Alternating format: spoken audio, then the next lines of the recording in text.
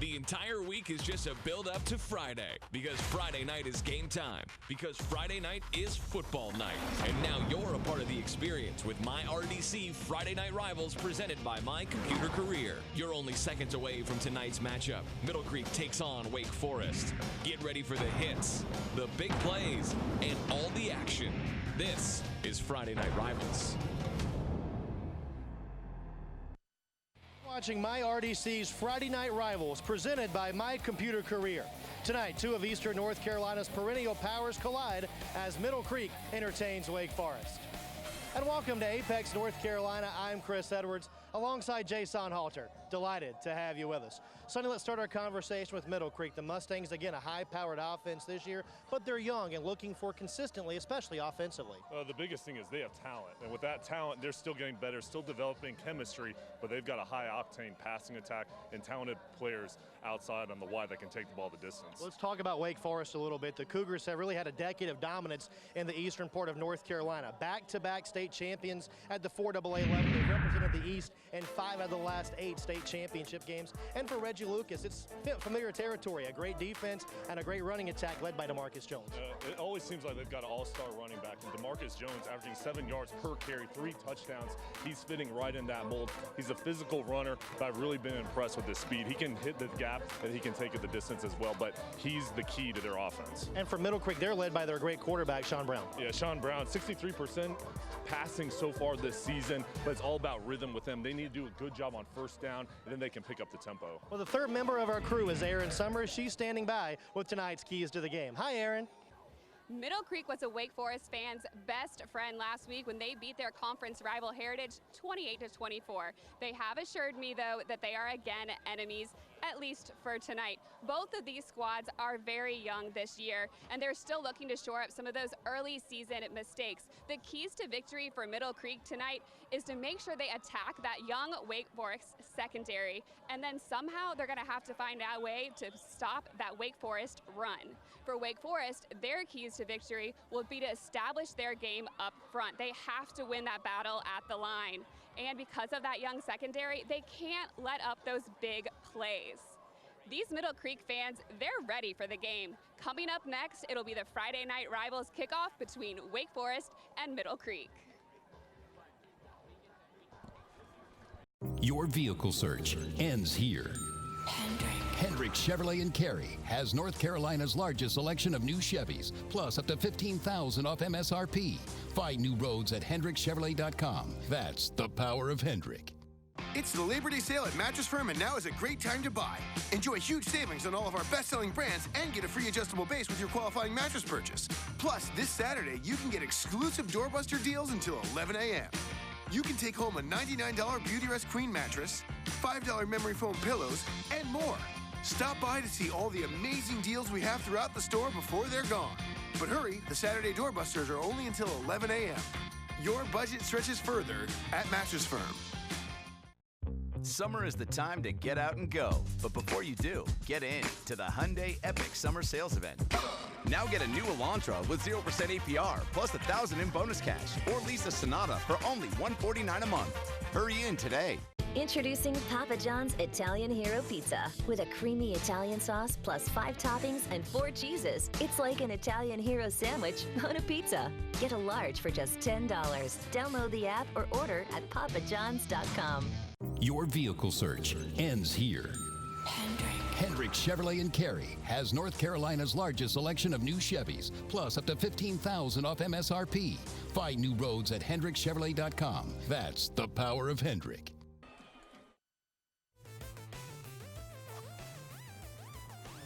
My RDC's Friday Night Rivals presented by My Computer Careers. We welcome you back inside Middle Creek High School. The first time ever we've had the Friday Night Rivals series here in Eastern North Carolina. And it's time now for tonight's opening coin toss between these two dominant programs and what should be a great game tonight. Tonight's coin toss presented by the United States Marine Corps. Thank you to the United States Marine Corps for tonight's coin toss. The few, the proud, the Marines. Contact your local recruiter today. And as we survey the coin toss, Jay, Wake Forest wins the toss, and they have deferred their option to the second half. No surprise, Reggie Lucas wants to put his defense on the field first. So that's what they've been known for, and their defense, again this year, so strong. Another factor in tonight's ball game, Chris, is the heat down on the field. We were down there earlier, and well, it's about as hot as can be in August, right here before September. But these players are going to have to stay hydrated, and depth is going to be a big key tonight. Yeah, Coach Ragland was talking to us before the game. Jay said Middle Creek has not been outside to practice all week long. They've been inside because it's been so humid and the heat index has been so high.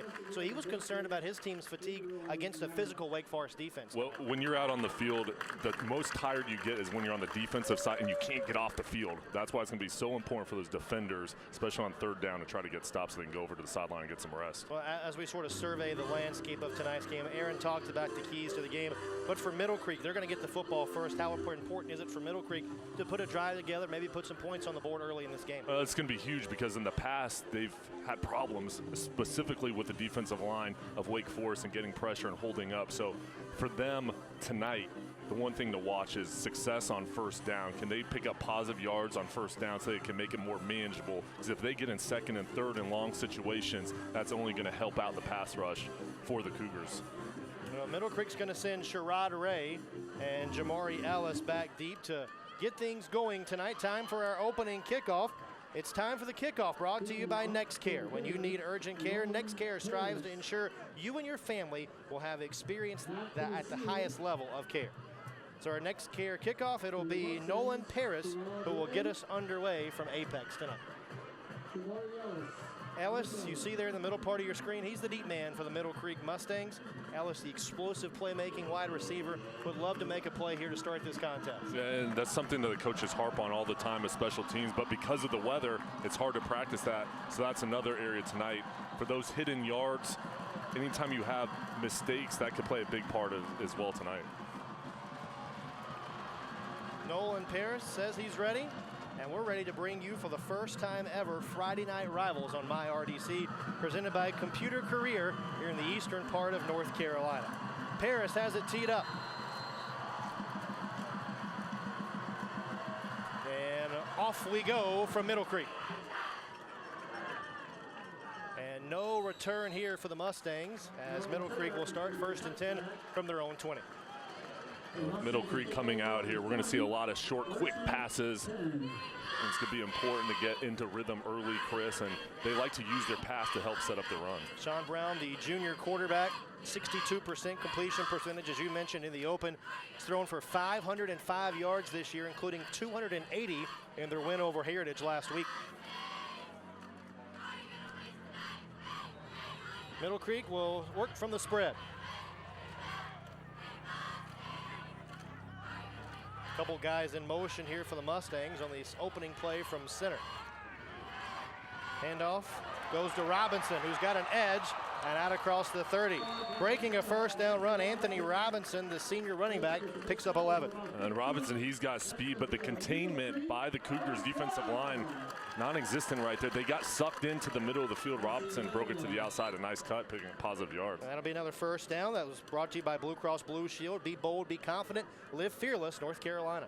1st and 10, Middle Creek from the Wake Forest 31.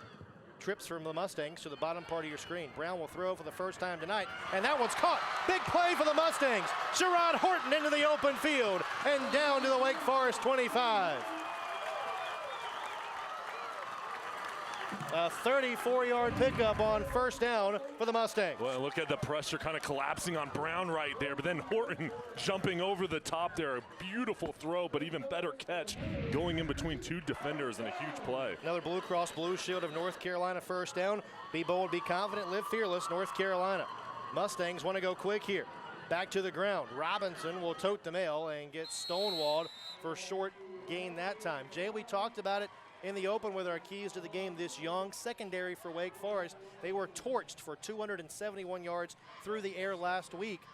They gave up a big play there to the Mustangs a moment ago. Yeah, and that's the one area they rely so much on the defensive line to get pressure to help them up, to help them out. But if the D-line doesn't get pressure, if Brown has enough time to throw it, he's got tall wide receivers, and they do a good job of going up for the ball, just like you saw Horton do on that previous catch. 2nd down and 9 for the Mustangs. A little check with me here. Brandon Poteet, one of their offensive coordinators, bubble screen. Horton again spinning off a defender and down to the 20-yard line. Khalil Watson up to make the stop there for Wake Forest, his 3rd tackle of the year. On those short, quick passes does not allow the D-line to get any pass rush, and that's something that Middle Creek has continued to get better so far in this season because it's so much timing when you have those quick slip screen routes and quick passes into the flat. First third down of the night for Middle Creek. They have moved the ball down the field, now facing a 3rd down and 4. Nearly 2 minutes gone in this opening stanza. 4 wide for the Mustangs.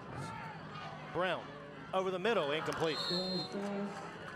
Great defense that time as they were trying to hit Jamori Ellis. I think that pass batted away by one of those linebackers for the Cougar. And if you can't get to the quarterback, you got to get your hands up. And right here, Brown throwing the slant route. And a nice job of recognition right there, getting in the way. Lance Bradley. Yeah, Bradley. They play a 3-4 defense, so the defensive line has 3 guys rushing. Then they'll bring a linebacker off the edge. But Bradley there fell back in coverage, change up their zone scheme. Hunter Holmes on to attempt his first field goal of the season. This one from 35 yards. It's good, and the Mustangs strike first.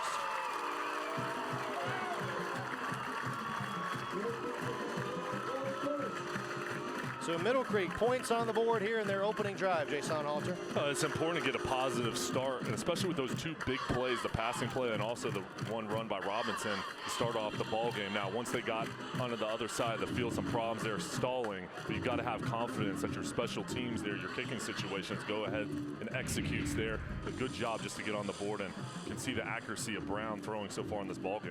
Our saltwater seafood scoring summary, let's take a look.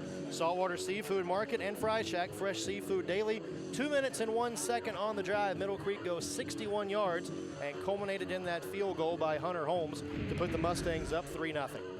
And now down by 3, we'll see this offense for Wake Forest on the field next as Middle Creek gets set to kick it away. And it's time for another Next Care kickoff.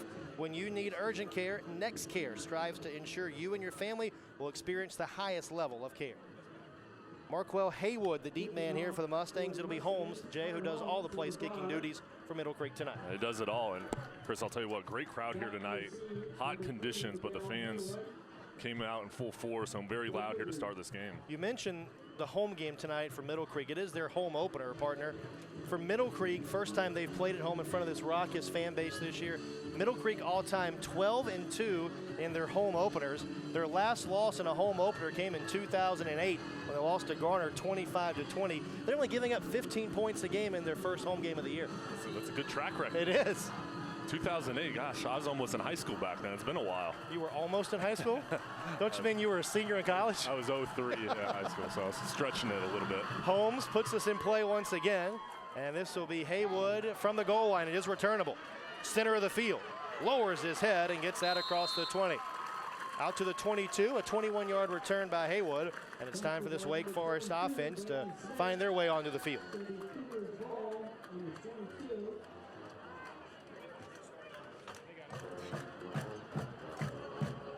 Jay, for Wake Forest, down by 3, but nothing this offense can't overcome. It's still very early in this contest. You know, they have confidence, especially in their offensive line, their ability to pound the football, and they're a team that likes to run the ball to set up their play-action pass.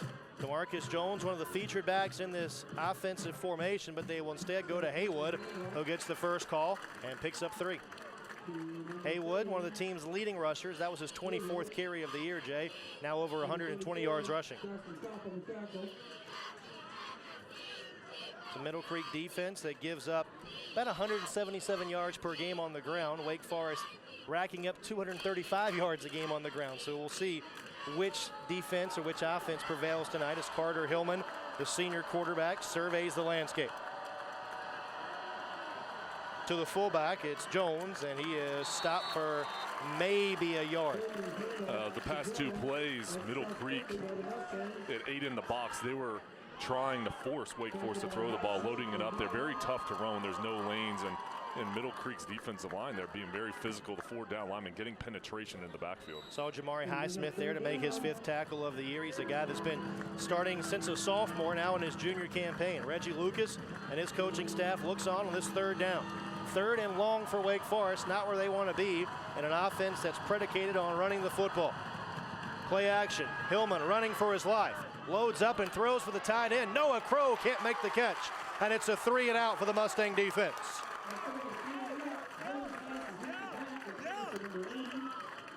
Chris, Crow was wide open. Also streaming down the middle of the field was number 6, Trayvon Kenyon as well. 2 guys pretty much going untouched there, but the ball a little bit too long. Good pressure by Middle Creek getting to the quarterback, but still some open wide receivers they weren't able to execute. So 3 and out, and we'll see Nolan Paris to punt it away, trying to flip the field position. That kick was nearly blocked, but he got it off, and the Mustangs will have great field position after the fair catch. A 30-yard punt, no return. Timeout on the field. We're back with more after this on My RDC's Friday Night Rivals, presented by My Computer Career. It's the final days of Nissan's Bottom Line Model Year-End event. Get big clearance savings on the last of our 2018s. Like Rogue, that can stop and start on its own in heavy traffic. The bottom line, Nissan has received more initial quality awards than any other brand. Save up to $47.80 on the 2018 Rogue, or get 0% financing for 60 months on 13 models. But hurry, the bottom line and our 2018s are almost gone.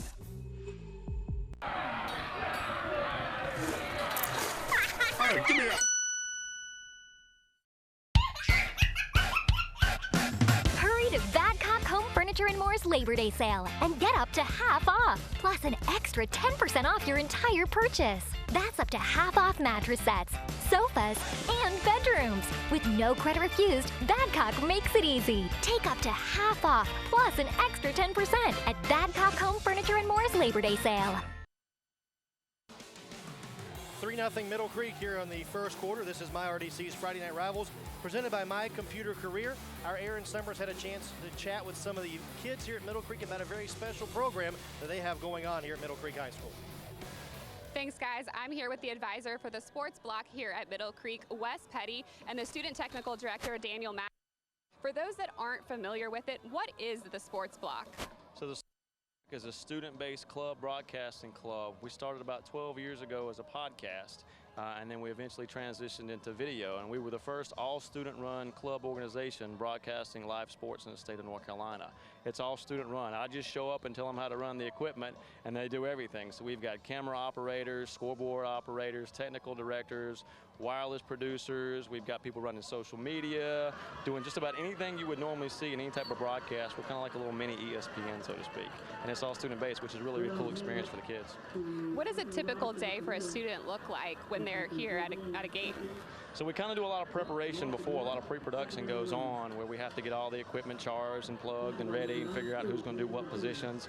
They all get a message electronically about who's going to be on the crew, and they sign up for their stuff.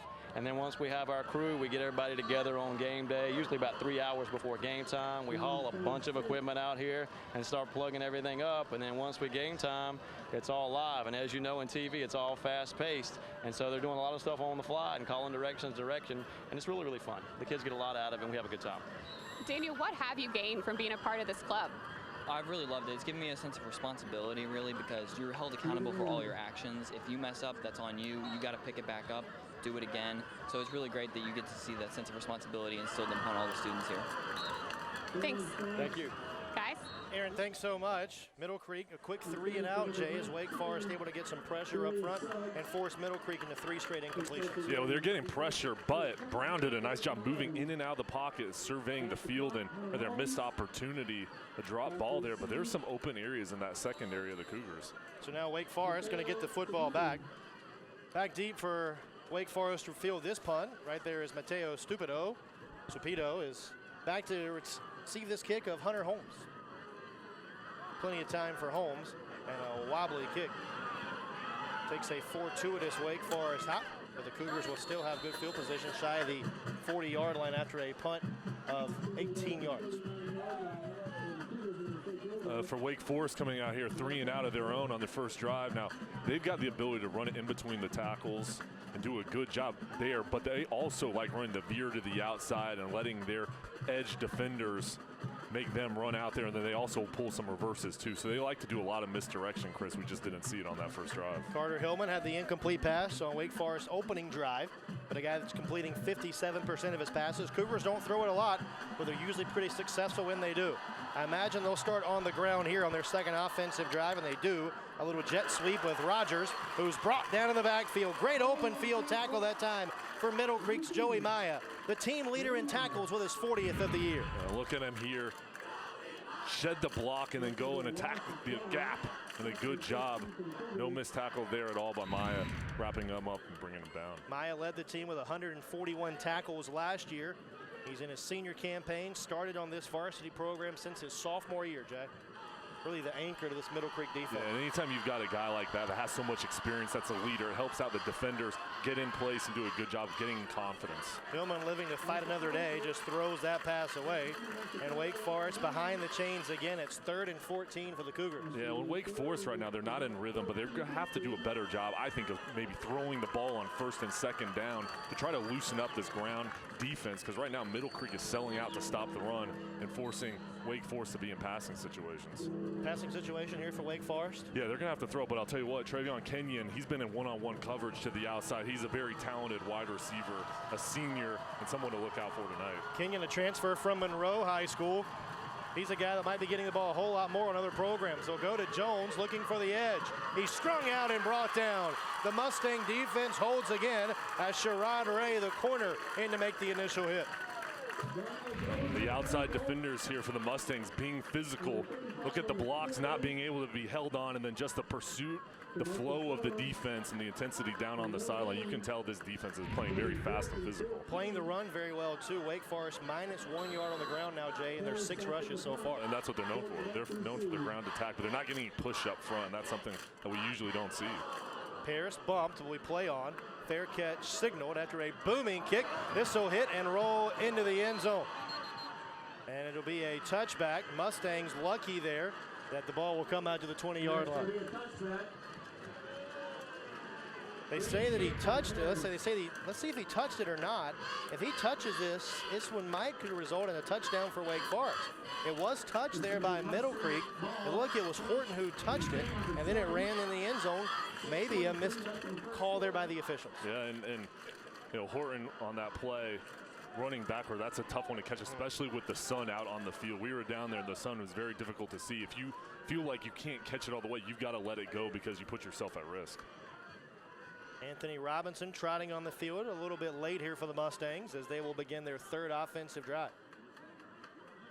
Back to the air here for the Mustangs, or are we going to see the run incorporated a little bit more? Well, I think they need to throw the ball, especially on early downs, to try to loosen up this defense. Also, when they run the ball, they've got to run it to the outside. The interior of that 3-4 defense is just too good for the Cougars, and they're doing a good job plugging up the middle. Robinson on misdirection for a couple of yards. In to make the hit for Wake Forest was Tag Bullock, the senior middle linebacker. And those 3 D linemen, Dickens, Logan, McKenzie, they hold off the Middle Creek offensive line, and it enables the linebackers to flow easily, not get blocked. So it's important for those guys to really read their keys and then attack the gaps hard. Gain of 2, 2nd and 8 here for the Mustangs. Halfway done with this opening quarter, with the home-standing Mustangs leading by 3. Brown, quick out. Horton up the seam. His 2nd big catch of the night, tight-roping the sideline and pushed out of bounds at the 40. A gain of 19 yards, and the Mustangs move the chains. What a heck of a block on the outside. Watch Dylan Favizak right here, number 81 with the block, allowing Horton to get down the sideline, pick up that 1st down. That's something that's kind of hidden when you're just watching the game, but watch the wide receivers on the outside stop blocking the defensive backs. First down brought to you by Blue Cross Blue Shield of North Carolina. Be bold, be confident, live fearless, North Carolina. Short gain that time as Devon Grant up to make the stop on Robinson, and the Mustangs facing a 2nd down.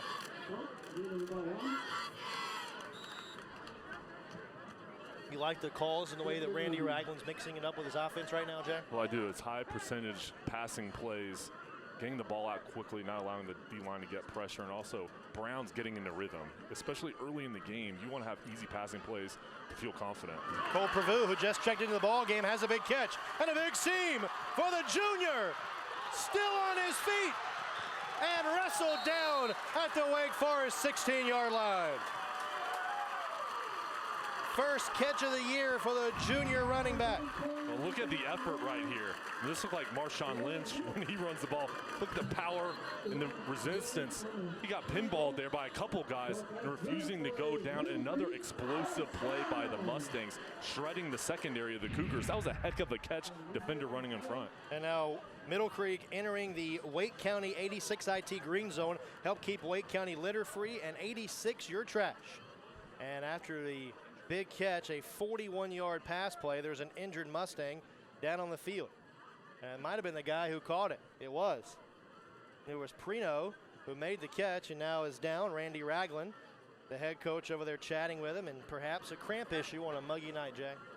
That's something you got to worry about, and depth is going to be so important tonight, but you can never really control cramps. And, you just hope your guys hydrate, and you hope that, nobody has this happen. But, what a big play, but also, too, if you're on the sideline, if you're a teammate of him and you see the extra effort there and his ability to refuse to go down and just his want to, that's going to motivate his team. And when you're a player out there and you see somebody make a big play, you want to make one yourself. So I was impressed with his ability there with his hand-eye coordination on that catch with the defender running in front of him. All right, so with a timeout on the field for an injured player, we'll step aside too. We'll have more this first quarter. This is MyRDC's Friday Night Rivals, presented by My Computer Career.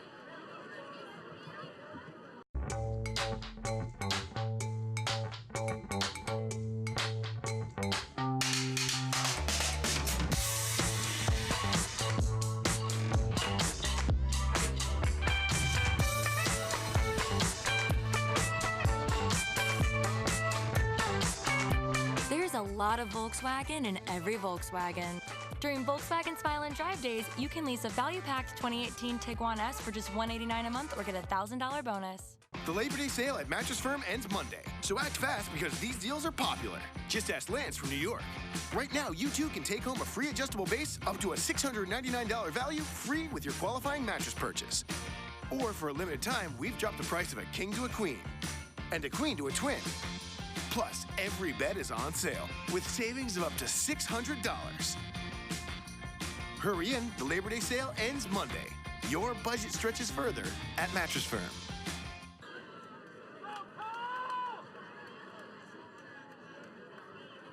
Line now trying to walk off that injury as he was helped off. We'll see if Aaron can get an update on the junior running back for the Mustangs, who have it 1st and 10 from the Wake Forest 17.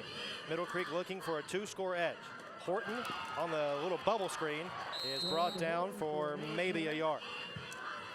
A couple different defenders were in there, but leading the charge, Devon Grant once again for the Cougars. Right now, another quick passing play. It was a quick out by Horton. That's tough to get that quick break and the ball be on your shoulder, but again, it goes back to the timing. All the practice these guys do, it shows up in the game on those quick passing plays, and Horton getting his head around quick and receiving that pass. Already 4 catches for Horton tonight here in the early stages of tonight's contest. 4 wide for the Mustangs. Play action. Brown going to keep it on the quarterback option, looking for a seam, and fights his way inside the 15. The nose tackle making the initial hit that time for the Wake Forest Cougars, Isaac Foster. A backup nose tackle, a 6'3" senior. Not bad when you got a 6'3" senior as your backup nose tackle. Yeah, I mean, the depth they have. Oh my gosh. I mean, it's just amazing to see the guys they can roll in, and there's no drop off either. 3rd down for Middle Creek. Mustangs facing one of their few 3rd downs tonight. Their second, actually their 3rd. They're 0 for 2 in their previous attempts. Back to the air here, Jay? Yeah, I go back to the air and try to attack the middle of the field. They've had 2 big passing plays converted on post routes through the middle, so I try to split the safeties in this cover 2 defense. Brown on play action to the end zone, batted in the air, incomplete. Good defense there by the Cougars. It was batted away that time by Khalil Watson. And here it is, it's a post route. Watson coming in though from his safety position. Brown tried to thread the needle, but Watson reading the eyes, jumping in front quick enough to knock that ball down. 35-yard field goal earlier tonight for the Middle Creek kicker, Hunter Holmes. He'll try another one here. This one from 30 yards, and a chance to give Middle Creek a 6-0 lead. Line drive kick would be good from 45. Special teams helping the Mustangs out tonight. It's 6-0 Middle Creek. And again, going down the field, not able to get into the end zone, but when you've got a kicker that's going to execute 2 for 2, great feeling and great start for the Mustangs. And Middle Creek doing a nice job keeping the Wake Forest offense at bay, too, with their defense, as the Mustangs able to march down the field and take a 6-0 lead. Well, time of possession in the Mustangs' favor, and we talked in the pregame about the heat down there, and if you're a defender, that's where you really feel it. You can't get off the field, and Wake Forest getting off the field, giving up 2 field goals, but they let them drive down the field, and they've been out on the field predominant here in this first quarter. Time to take a look at our scoring summary, brought to you by Saltwater Seafood, Seafood Market, and Fry Shack. Fresh seafood daily. 3 minutes and 20 seconds on the drive, 8 plays, and the 30-yard field goal punctuates the scoring for the Mustangs. Yeah, and it was through the air where they've had a couple explosive plays. You know, we talked also about Wake Forest giving up some of those in previous games, so the scouting report on them is coming true for the Mustangs right now, and they're attacking. They're playing a cover 2 defense, and they're attacking the middle, and they're having success. Haywood, the deep man for Wake Forest. Cougars have got to get something positive going on offense here, don't they, partner? Well, they do, and they didn't have any push by the offensive line up front. They've been trying to run the ball, but the defense of Middle Creek is loading the box, so I think they've got to open things up and try to throw the ball to loosen up the defense. Haywood from the goal line, straight up the field. Big play in special teams. Haywood with a spark for the Cougars.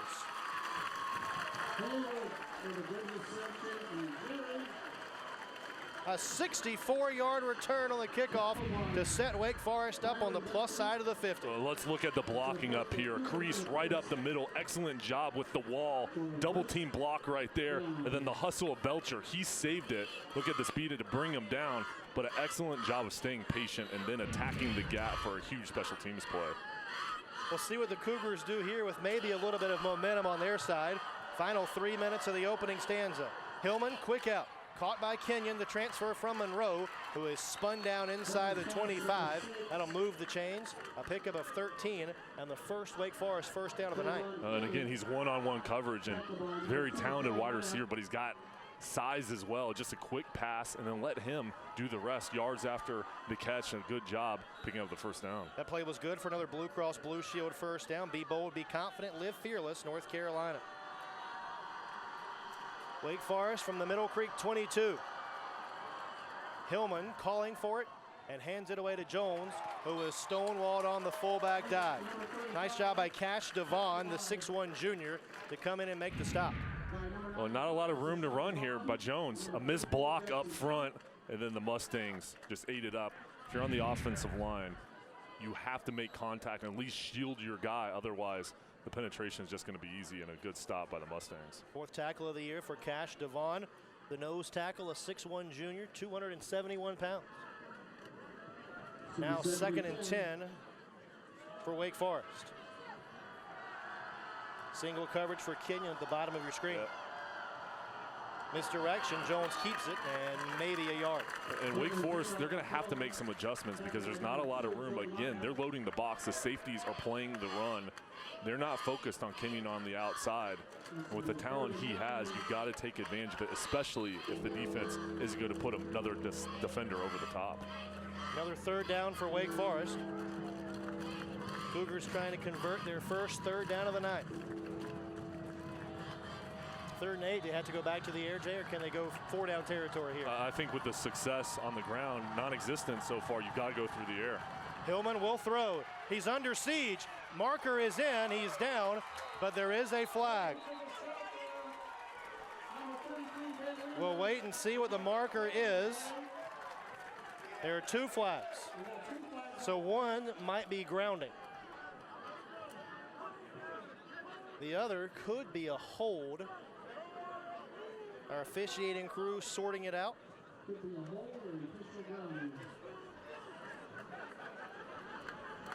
What do you think, Jay? I think it's going to go against Wake Forest. I think there's going to be a hold in there. I don't know about the grounding, but I think there's going to be a hold.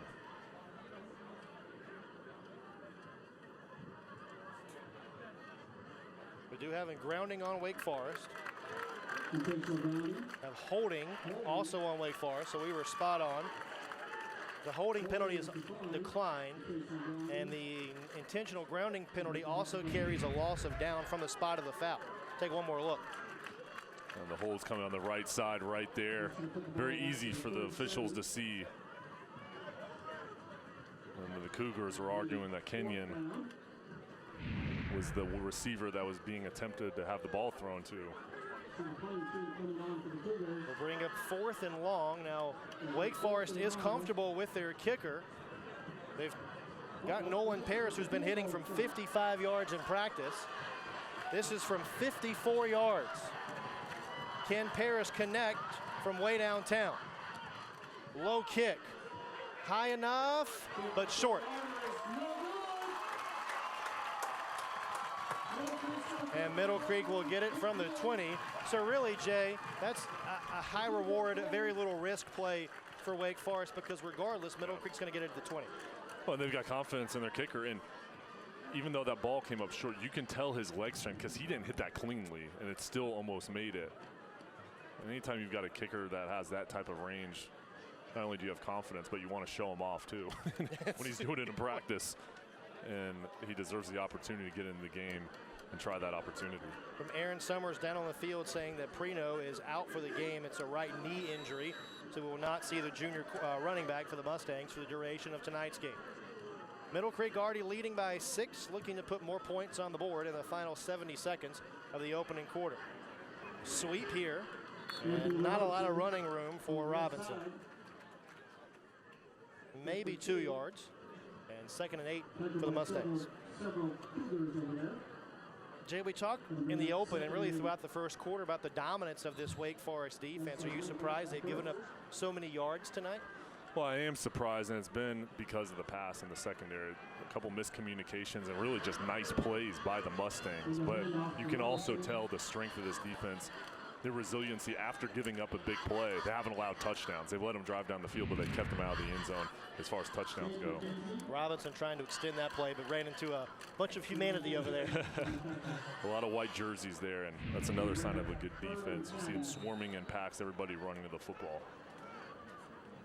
Perhaps the final play of this opening stanza with Middle Creek facing a 3rd and 10.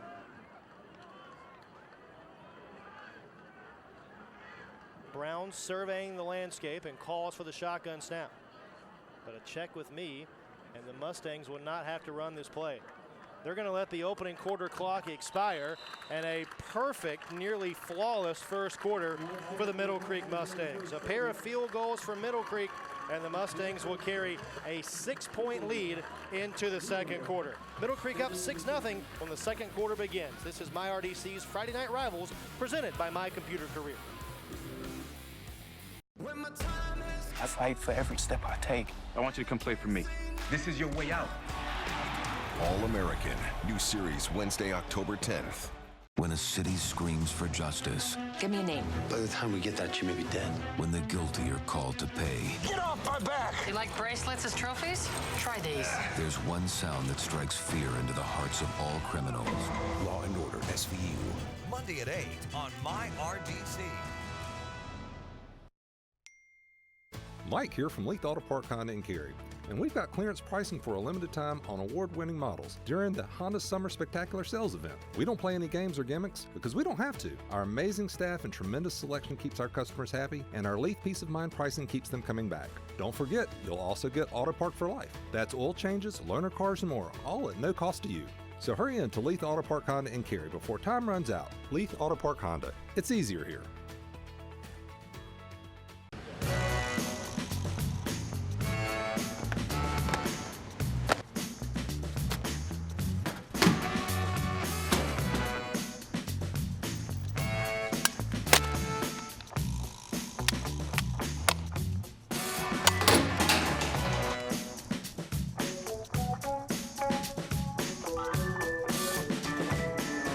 It doesn't matter how you do it, just 86 it. It's the final days of Nissan's Bottom Line Model Year-End event. Get big clearance savings on the last of our 2018s. Like Rogue, that can stop and start on its own in heavy traffic. The bottom line, Nissan has received more initial quality awards than any other brand. Save up to $47.80 on the 2018 Rogue, or get 0% financing for 60 months on 13 models. But hurry, the bottom line and our 2018s are almost gone.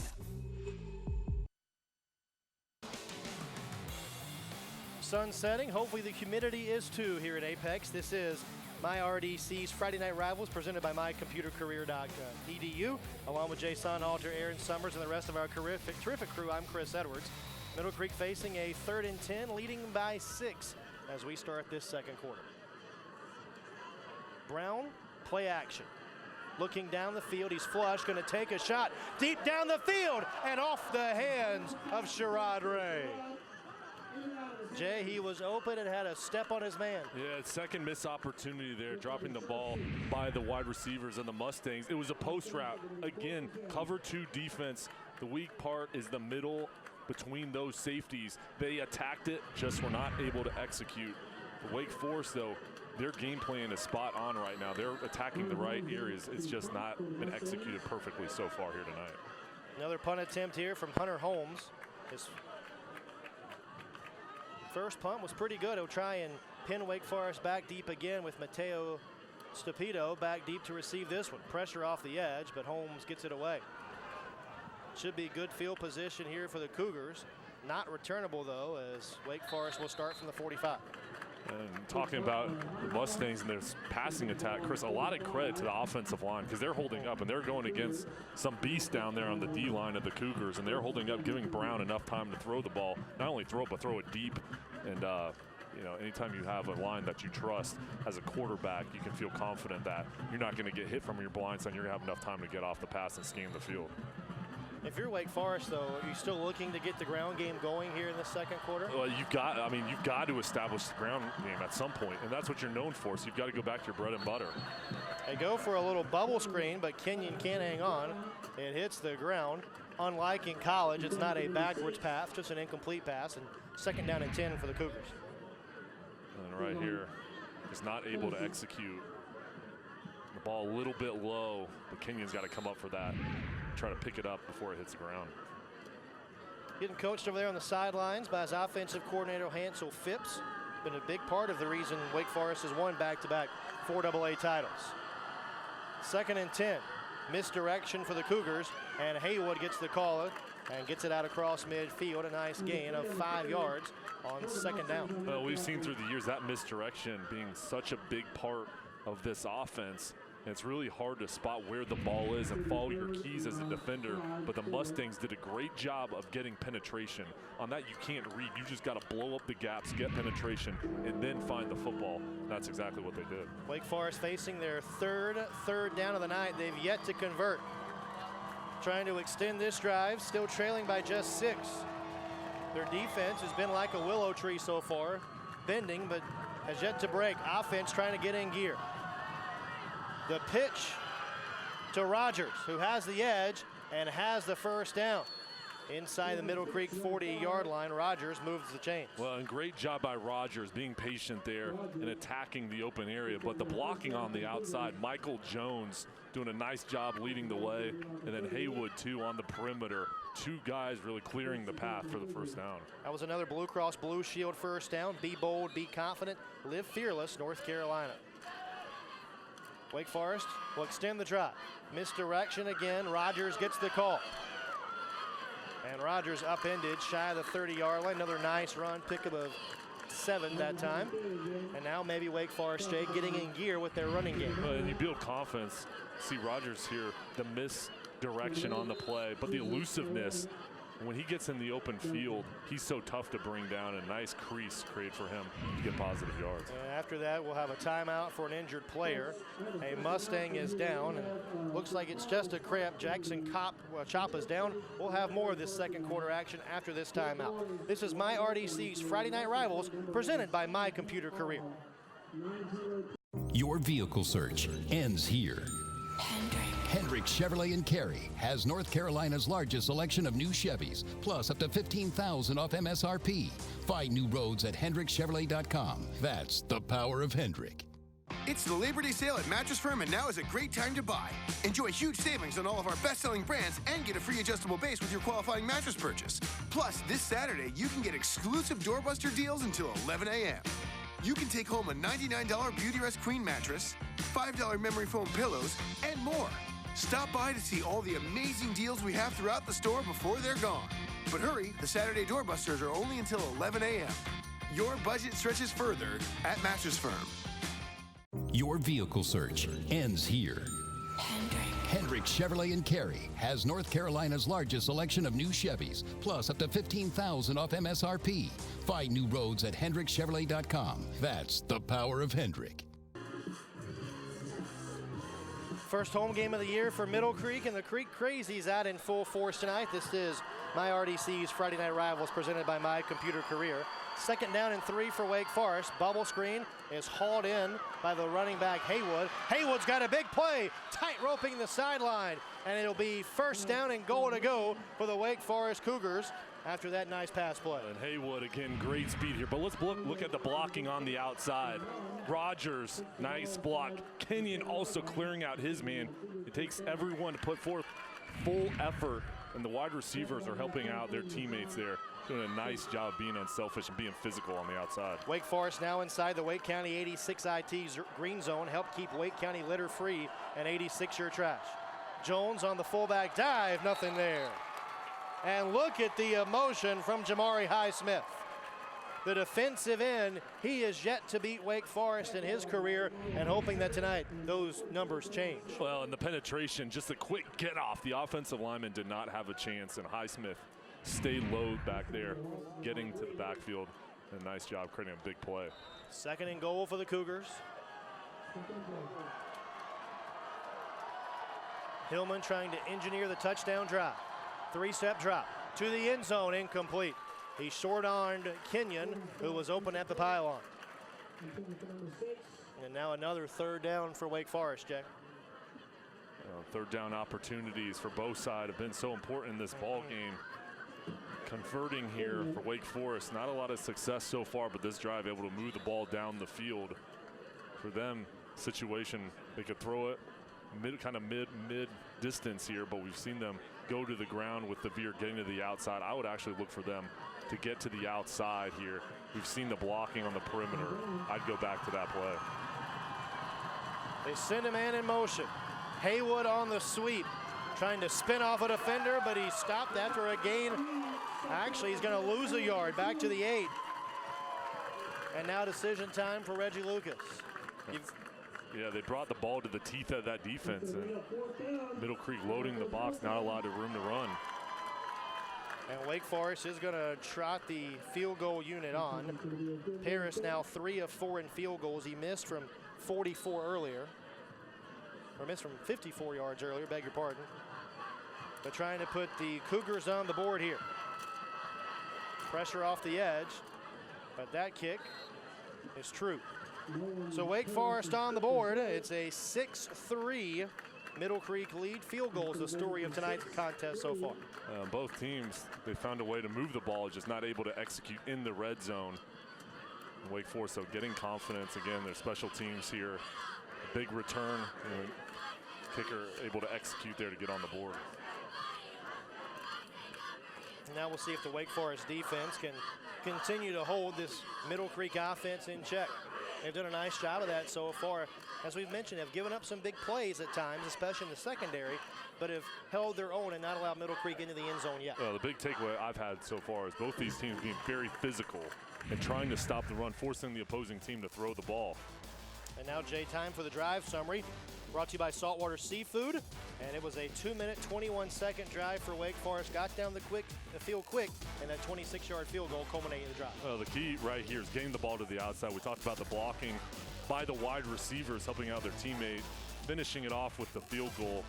For both teams, I think, need to continue to go to the air, and that should loosen up the running attack. Sherrod Ray and Jamari Ellis are the deep men back there for Middle Creek as Paris prepares to kick it away again. Time for another kickoff. Brought to you by NextCare. When you need urgent care, NextCare strives to ensure you and your family will experience the highest level of care. Toe meets leather again in tonight's contest, and this one at the goal line bobbled. Ellis picks it up. Trying to dodge some defenders, still on his feet, and out near the 20-yard line. So Ellis making something happen there for the Cougars. Sometimes if you're on the coverage unit, it's hard when the ball kind of gets bobbled. You run towards it, but you get out of your lane. But nice job catching that ball finally and getting what he could. Special teams, such an important factor in tonight's game. We've already seen that with all 9 points decided by special teams. Is this going to be one of those low-scoring affairs tonight, Jay?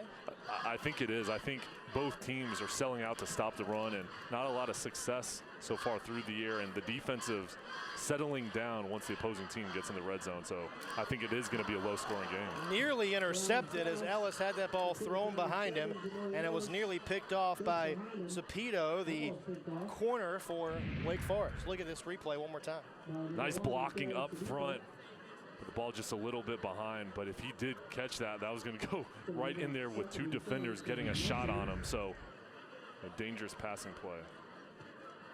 Does Middle Creek have to continue to try and loosen things up with their pass, or do you think now they have established the run enough to where Wake Forest has to honor the run? Well, I think they have to honor the run, but when I run the ball, I'd run it to the outside. And Brown just falling on that errant snap. And this drive really going nowhere here for the Mustangs. Yeah, and back to the running the ball.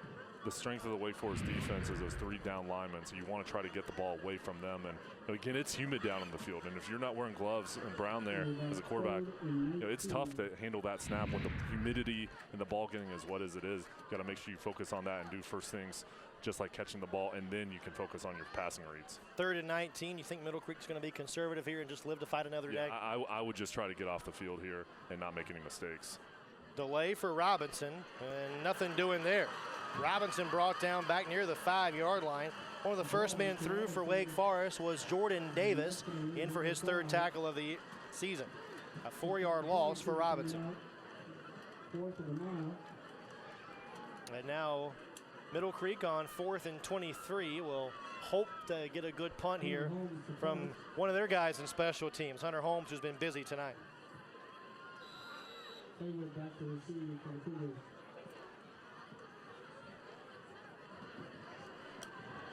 Holmes from the back line of his end zone.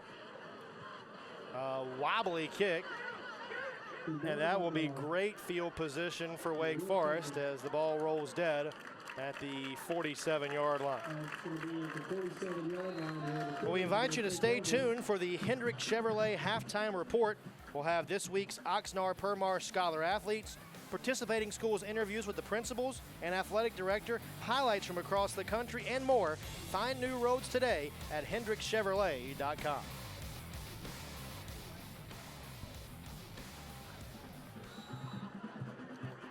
A 40-yard punt. And now Wake Forest, Jay, with a chance to take the lead if they can punch one in. Well, Chris, I'll tell you what, Middle Creek was lucky to get that ball off. There were 2 Cougars that ran completely free to try to block it. Big play here perhaps for the Cougars. Up for grabs and caught by Zapito inside the 10. 1st and goal for Wake Forest. And he was draped all over by Mustang defenders, but how about the hand-eye coordination here? An excellent little ball fake right there and putting loft on the ball. And Zapata coming back for it there. A nice coverage, but just a better catch and a huge play coming out there to start the drive, fake the run, use the play action to bring in the safeties, and then threw the ball over the top. Inside the Wake County 86 IT green zone now, help keep Wake County litter free and 86-yard trash. Back to the ground, and a couple yards of tough running that time for Jones. And he'll get 2, maybe 3. Not a big hole to run through for Jones there, but you could see the power that he had. That really should have been a run for probably no gain, but he picked up a couple, and that's because he can really lower his pads. He's got strong legs, and he barreled through the tacklers. Such a bruiser of a running back too, Jay. 5'11", 205, the guy that just imposes his will. Well, he's averaging 7 yards per carry, and it's tough when you don't have success early in the game. Not a lot of room to run, but you have to continue to have confidence and stay patient and wait for the holes to develop. On the toss, Jones again, down to the 3. A gain of 4 that time for the fullback for Wake Forest, and now the Cougars facing a 3rd and goal. And you're having so much success like Jones is this early part of the season. The other teams scout you, and their scouting report is, hey, we've got to stop number 35. We've got to slow him down first and foremost. So it's tough when you're the marked man, but you have to continue to stay patient and know that your time will come and things will start to develop. Wake Forest, Jay, yet to convert a 3rd down tonight. They're 0 for 3. Need 3 yards here for Paydirt as the Cougars go with the heavy backfield. They'll run it again, and stopped just short of the goal line was Haywood. And now, once again, decision time for Coach Lucas. Still early in the game. Do you play for the tie or do you go for the lead? Well, this is a situation where you've got 2 downs to pick up a touchdown, and I think you go into this say, hey, we're going to run the ball twice. We're going to be physical up front, and if we don't get it, we're going to force Middle Creek to take the ball 99 yards. So I think this is a statement drive for the Cougars, but you're going to put the pressure on your offensive line and running backs to be physical here. So Wake Forest offense had scored on 70% of their possessions last week. And we'll have a timeout called by Middle Creek as they saw what Wake Forest lined up in, and the Mustangs wanted to talk about it on the sideline. We'll take a timeout too and come back with this 4th and goal play after this timeout. This is MyRDC's Friday Night Rivals presented by My Computer Career. Mike here from Leith Auto Park Honda in Cary. And we've got clearance pricing for a limited time on award-winning models during the Honda Summer Spectacular Sales event. We don't play any games or gimmicks because we don't have to. Our amazing staff and tremendous selection keeps our customers happy, and our Leith Peace of Mind pricing keeps them coming back. Don't forget, you'll also get Auto Park for life. That's oil changes, loaner cars, and more, all at no cost to you. So hurry in to Leith Auto Park Honda in Cary before time runs out. Leith Auto Park Honda. It's easier here. You wanted to save on prescriptions. So you went online and got so lost in a mumbo-jumbo of copays, coupons, and codes that your brain went offline. Next time, ask your CVS pharmacist. Our proprietary search tool analyzes ways to help lower your prescription costs. Just drop in before you conk out. See what you might save at CVS Pharmacy.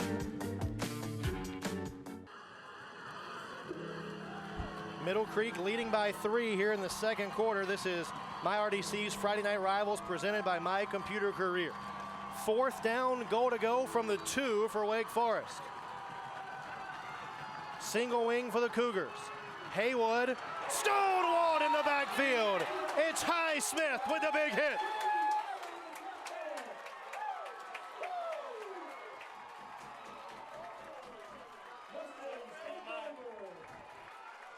And just a great stand by Highsmith and the rest of the defenders by Middle Creek. Look at the get off right here. They flew into the backfield, a missed block up front by the Cougars.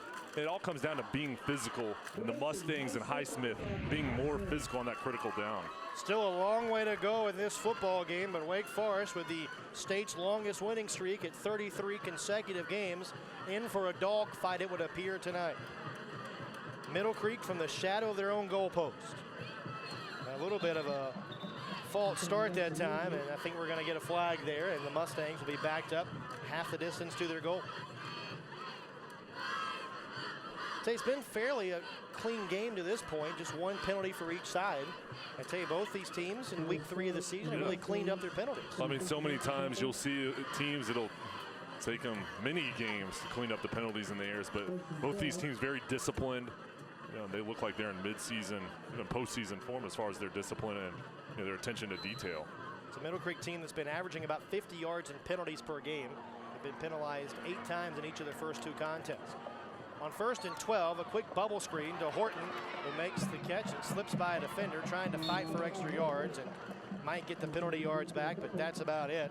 Horton has been the go-to guy on the outside for Middle Creek tonight. I mean, you can definitely tell as a quarterback when you're playing the trust you have in your wide receivers, and Brown has a connection with Horton and knows that he can depend on him, and he's looking for him.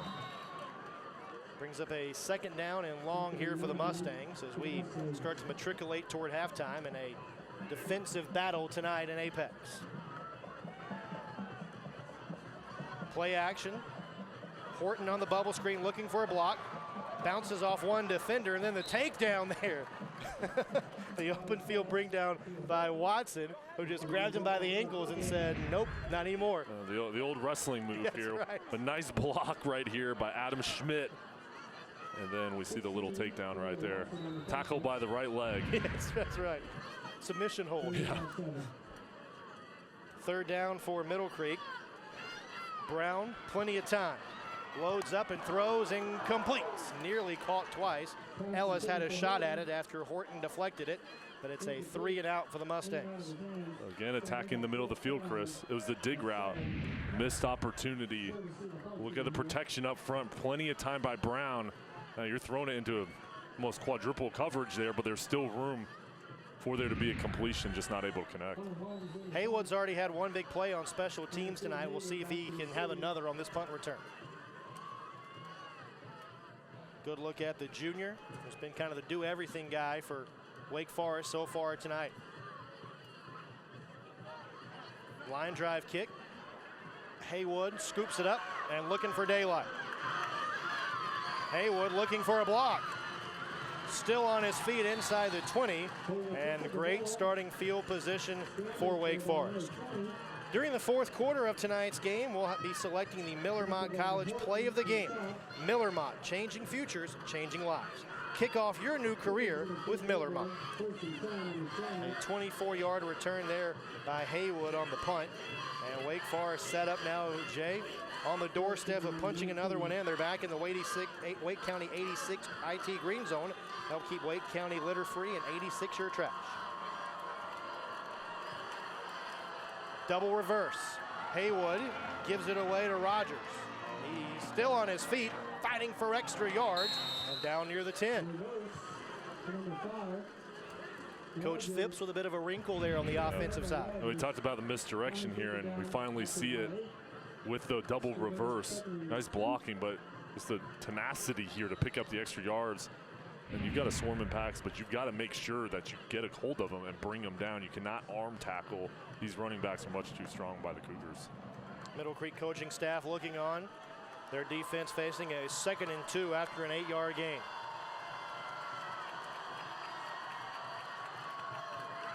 Hillman will throw, and incomplete. Great coverage that time by Middle Creek. It was DeAndre Belcher in there to cover Trayvon Kenyon very well. Belcher, he's been put in one-on-one coverage. A lot of confidence by the coaching staff going against the star wide receiver, and Belcher right on his hip, getting his hands in there. Would have been a tough catch, but it's because of Belcher's ability to read the quarterback and get his hand in. 3rd down coming up here for Wake Forest. Cougars 0 for 4 on 3rd down so far. From the pistol, Jones straight ahead, has the 1st down to the 7. Needed 2, got about 4 that time, and the bowling ball running back moves the chains for Wake Forest. Well, we've seen on previous 3rd and 4th down conversion opportunities, Wake Forest going to that veer. It's a little slower developing play, but on that play, it was a good job by the offensive line attacking, getting pushed quickly for Jones to run through. That was good enough for a Blue Cross Blue Shield 1st down. Be bold, be confident, live fearless, North Carolina. First 3rd down conversion for Wake Forest tonight. And now the Cougars knocking at the door again. Remember, Wake Forest deferred their options, so a score here late in the 1st half will be big for the Cougars. Jones on misdirection near the goal line, and is short. He'll be brought down to the 3, and 2nd down and goal to go for Reggie Lucas's offense. The Cougars look more comfortable when they're just running with the fullback downhill. Quick hitters, not allowing penetration by the Mustangs, and a good job getting pushed in that last play. Wake Forest bringing on some new personnel. There's Hezekiah Foster, a backup running back who's in. So Wake Forest going with a little bit of a heavier package here on 2nd and goal.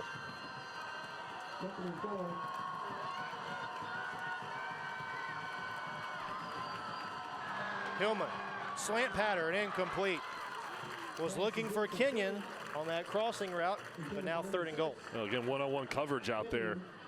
Kenyon slipping through, was open, not able to connect. But now another situation, Chris, 3rd down. You got to go into this, I think, if you're Coach Love, saying, hey, we got 2 plays to get a touchdown. They did that earlier. We'll see if they can convert here with 100 seconds remaining in the game's opening half. Carter Hillman, the next in line to be the quarterback for Wake Forest. Waited his time as the backup for a couple of years. And now he's the guy running the show for the Cougars. His squad trailing by 3 and facing a 3rd and goal. Little delay, Middle Creek was not fooled. 2 Mustangs are in there leading the charge. Cash Devon, who is money on the stop for the Mustangs. Well, look at the penetration here by Devon. Unblocked. I mean, that was almost like the Statue of Liberty play. Yeah, you've got to put a hat on a hat. You can't allow any of the Mustangs defenders line to just come through scotch-free. Now Nolan Paris on for a field goal. He's 1 of 2 tonight. This one from 26 yards and to tie the game up. That one is nearly into the band, and the kick is good. So with 62 seconds to play in the game's opening half, it's a 6-all affair from Apex. Both teams doing a lot of good things, but it seems like the defense, when they feel the pressure, when their backs are against the wall, they're stepping up, coming up with huge stops.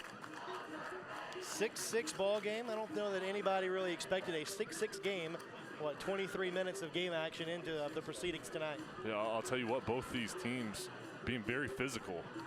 It's fun to watch. You can see the effort out on the field, but the offense and defensive lines is doing a good job with their play. Let's take a look at the Saltwater Seafood scoring summary. Began with that great punt return by Haywood. A drive that took 2 minutes and 39 seconds. And then Paris cashes in with his second field goal of the night. That was a big run right there for Wake Forest to set themselves up first and goal. Yeah, physical run.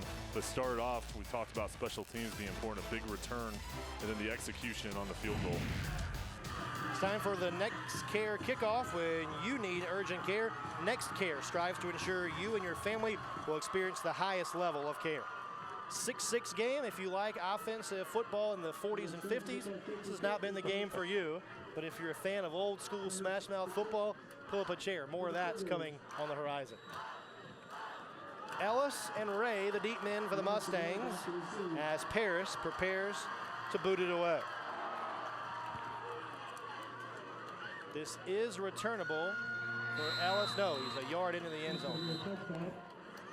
Another touchback, and the Mustangs once again start at the 20. Don't forget, coming up at halftime, we'll have our Hendrick Chevrolet halftime report. You'll have the Oxnard Permar Scholar athletes, the interviews with the participating schools' principals, the highlights from across the country, and more. Find new roads today at hendrickchevrolet.com. 62 seconds to go here in this first quarter. Middle Creek spreading the field, looking for a score in the final minute of this first half. Lead play, Robinson gets it. Might have been brought down by his face mask. There's the flag. And 15 yards perhaps for Middle Creek. It depends on what the officials see, Jay, because as you know, they still have the 5-yard face mask penalty in the high school game. Yeah, and that's a judgment call, but coming around right here, yeah, that looked pretty physical on the face mask. So this may be the 15-yarder. It is going to be the automatic first down for the Mustangs.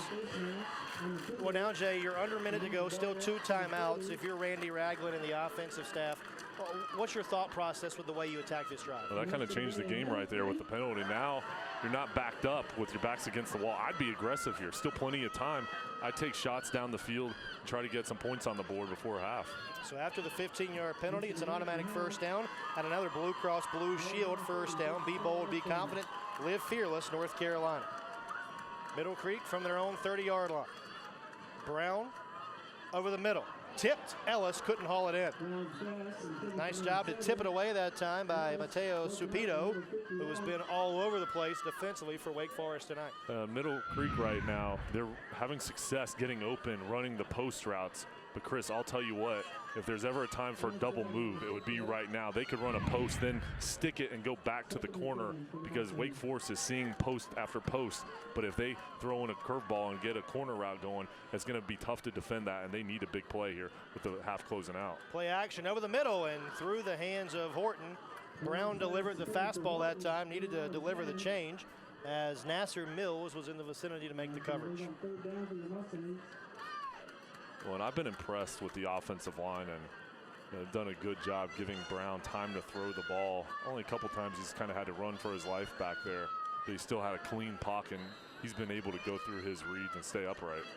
And Middle Creek wants to call a timeout here on 3rd and 10. Cannot take those timeouts with you to the second half. So the Mustangs will signal their second timeout of this first half. And Jay, let's now go inside the huddles a little bit. For Middle Creek, 3rd and 10 in a 6-6 game, 39 seconds left in the half. What do you think the conversation is like there? You really have 2 options here. You can either play it safe and try to get into the half, or you can be aggressive. If I'm the Mustangs, you've had success through the air. I'd still go for it here. Be aggressive. Make a statement to your team If we've got time on the clock, if we have pretty good field position here, let's go for it. On the other side, for Wake Forest, it's all about pass rush. You've got to get to Brown, and then the secondary, the tendency has been post routes over the middle. So I'm talking to the secondary and say, hey guys, read your keys. They've been attacking the post and try to tell those guys to jump on that route.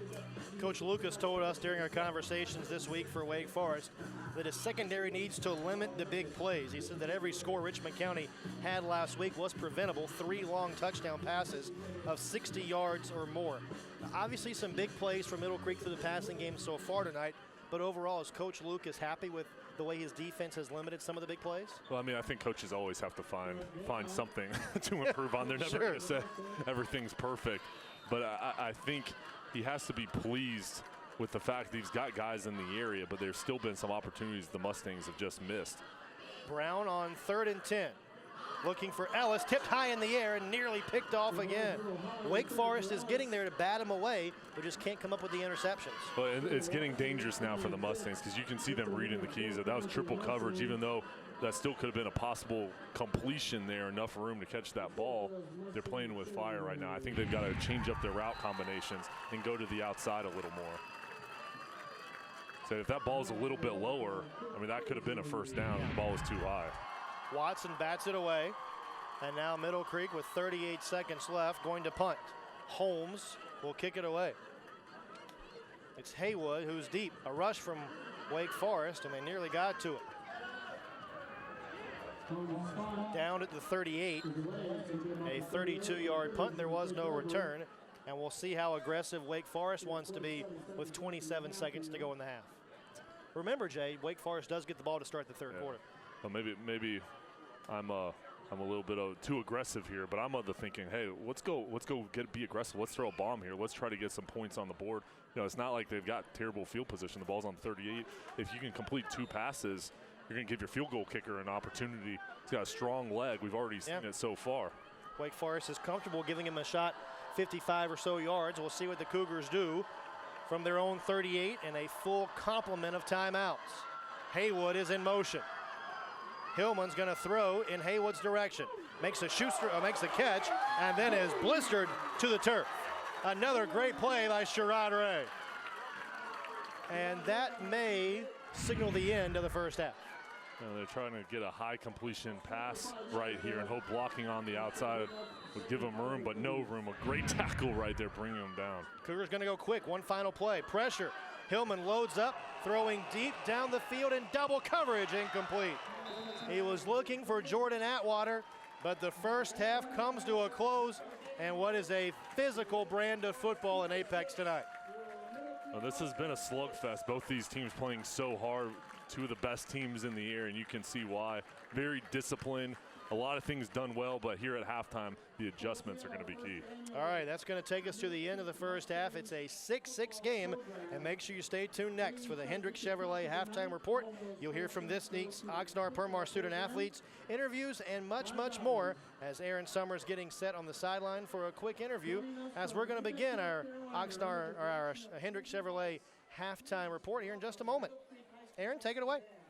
Chris, I'm here with Middle Creek head coach Randy Ragland.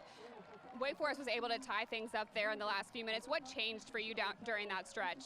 Well, great defensive stand. First of all, twice down here by our defense. That's a win for us because we got them kick field goals.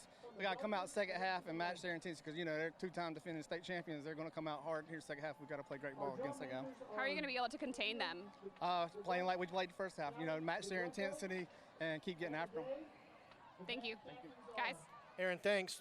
Wake Forest leads the all-time series 3-0. Middle Creek hoping to get their first ever win over the Wake Forest Cougars. We'll see if they can do that in the second half. We'll have our Hendrick Chevrolet halftime report coming up on the other side of this timeout. This is My RDC's Friday Night Rivals presented by My Computer Career. It's the final days of Nissan's Bottom Line Model Year-End event. Get big clearance savings on the last of our 2018s.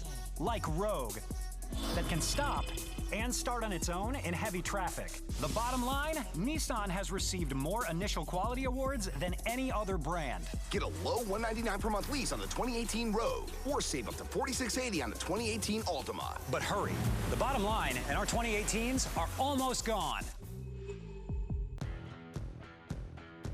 Saltwater Seafood has the freshest seafood in town and the best customer service. Saltwater has the freshest seafood in town and the best staff. Saltwater gets their fish fresh every morning. Hey, Dante.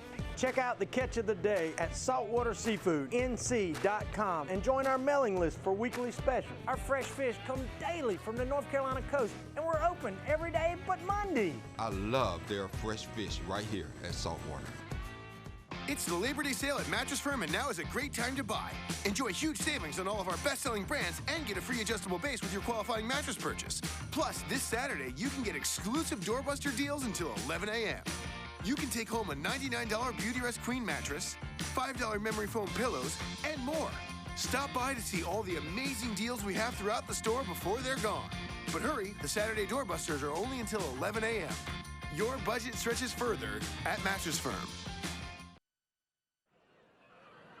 You're watching the Hendricks Chevrolet Halftime Report. Now it's time for the Oxnard-Permar Scholar Athlete. Throughout the 2018 MyRDC Friday Night Rivals regular season, Oxnard-Permar will shine a light on an exceptional scholar athlete who inspires us to do the right thing, just as they strive to make wrongs right every day at Oxnard-Permar.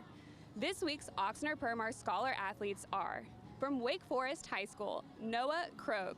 Noah is a 3-year starter on the football team, is 2-time academic all-conference, and carries a 3.9 GPA.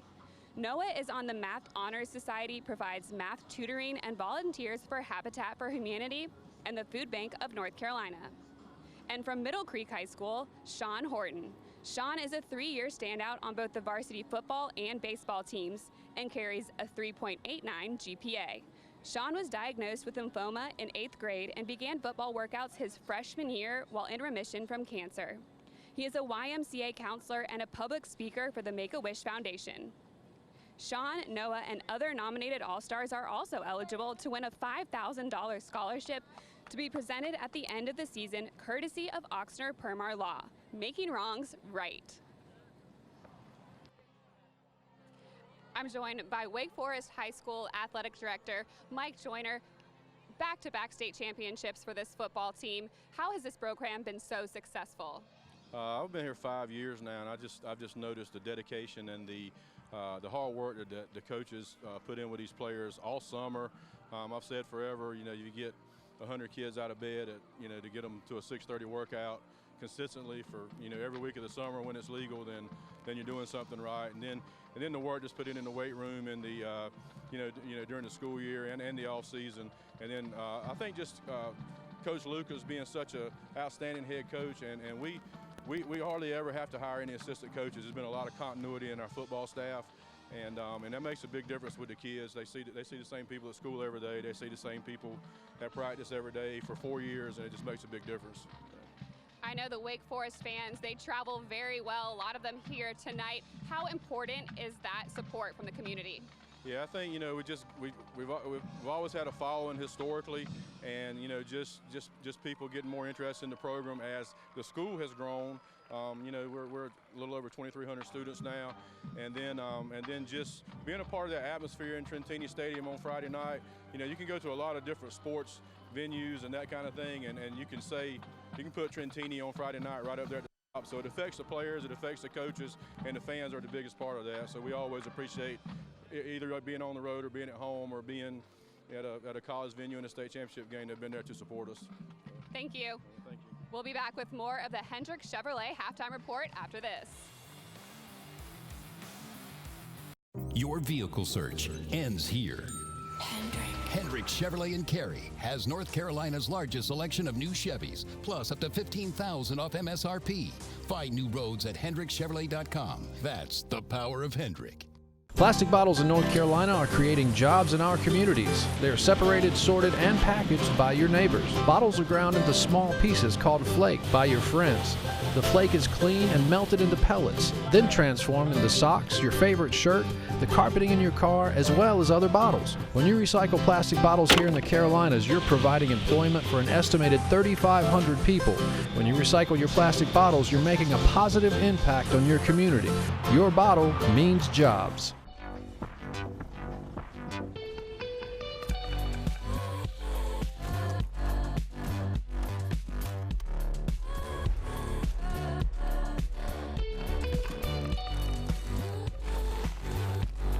Introducing the all-new Volkswagen Jetta with 40 highway MPG and America's best bumper-to-bumper limited warranty. During Volkswagen Smile and Drive days, you can lease a value-packed 2019 Jetta S for just $179 a month. Get up!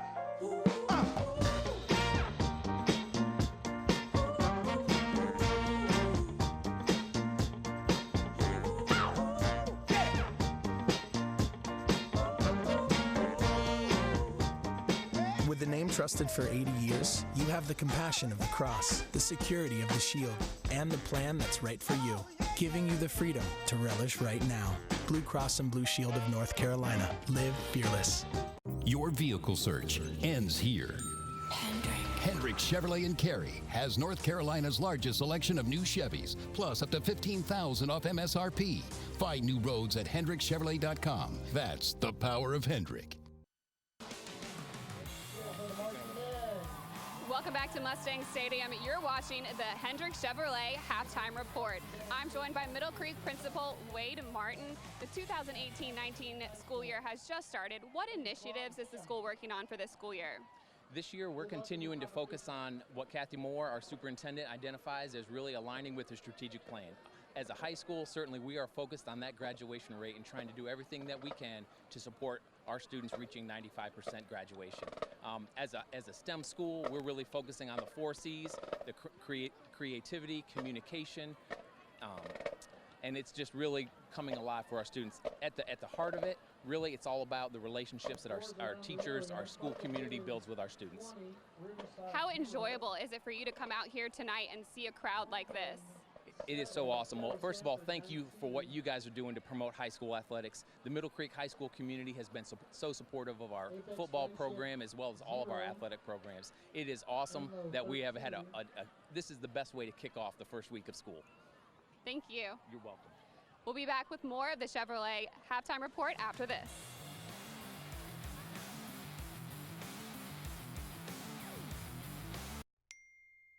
Mike here from Leith Auto Park Honda in Cary.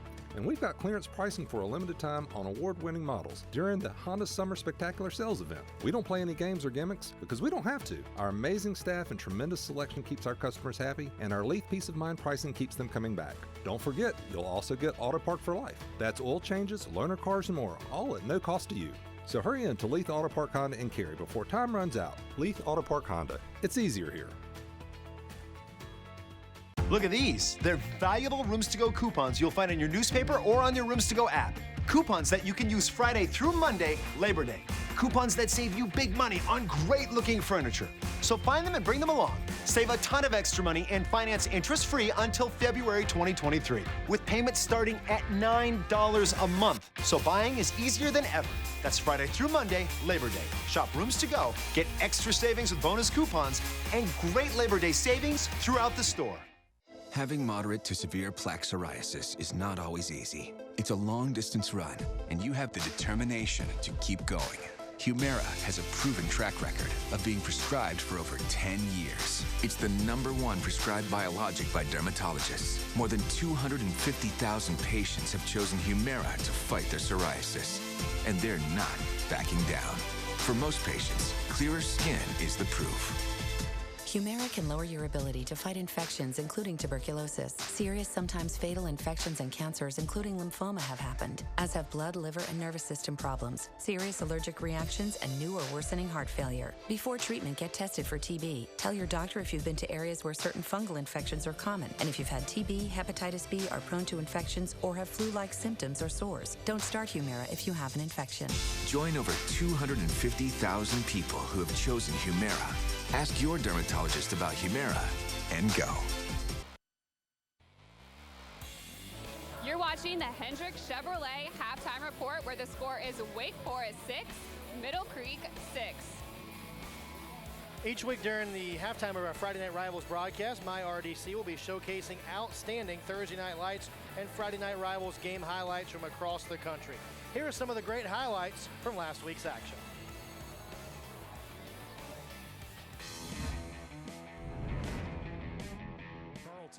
Throw. Going deep downfield. Has a man at midfield. And comes down with it. The ball fluttering a little bit. Holds onto it after taking the big hit Third down and long. Trying to string it out near side. Cut it upfield. Pitch. Wow. It's intercepted. Wow. And the score. Kennan, handoff to Tolio Malone. Malone got around the edge that time and bowls his way inside the 15. Looking like Craig Ironhead Hayward on that run. And he'll get it again. And again, it's going to take a, oh my word, he's inside the 5, and he's just going to carry it all the way in. No, you're not going to stop me. Yeah. Gets outside, uses his hand, cuts back, should have stayed outside. Short. And there's the ball. We may have a scoop and score for another touchdown. He's going to go deep. He's got a man wide open. Whoa! He caught it! He caught it! It's a touchdown!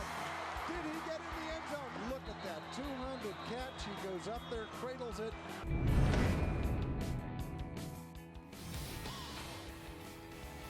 A lot of great highlights from around the country. A lot of great highlights in our contest tonight. Jay Sonhalter, a 6-6 game here at halftime. It's our Hendrick Chevrolet halftime report.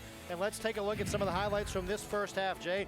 And to begin with some big plays early as Middle Creek connects. Brown finds Horton on the first drive of the game. Well, we saw a lot of Brown to Horton executing early a big play. It really got momentum going for the Mustangs. They came out on that first drive, got a field goal, got on the board early, and really could see that momentum carrying over to their defensive side. Another little bubble screen here as Prino made a big catch. He was injured after this play, but another big play in the passing game for the Mustangs. Just the effort here. I was so impressed with him getting bounced by some defenders, finishing off that run. Another field goal here as well. And the home fans really got into this ball game early, made a tough environment for the Cougars. But a big play in special teams for Markwell Haywood as Haywood sets the Cougars up in great field position on that kick return for their first score of the night. Well, and he had a couple big returns that helped with the field position battle, but you could see him here on the outside using his speed. We talked about the blocking on the perimeter. I was really pleased with, on both sides, the extra effort those guys were using to help out their teammates. Field goal kicking has been a big part of this first half. There was a big field goal there. And how about Hillman throwing the deep ball down the field, and that set Wake Forest up first down and goal after Mateo Stupito made the catch. But defense in a 6-6 game, Jamari Highsmith with a big open field tackle. The Mustangs gave up a couple big plays, but when they needed it most, Highsmith came through. And Haywood again, another big play in special teams on the punt return.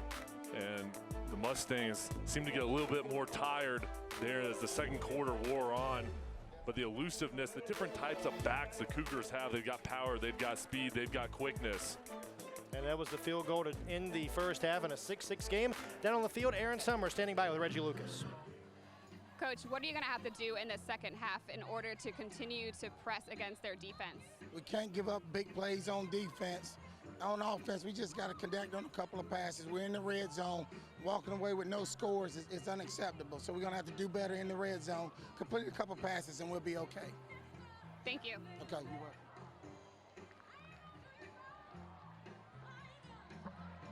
Start this second half of play. Coach said it there. Execution for both teams in the red zone. They've had some nice plays, but they've got to find a way to score a touchdown. All right, we'll start the third quarter. The Labor Day sale at Mattress Firm ends Monday, so act fast because these deals are popular. Just ask Lance from New York. Right now, you too can take home a free adjustable base up to a $699 value free with your qualifying mattress purchase. Or for a limited time, we've dropped the price of a king to a queen and a queen to a twin.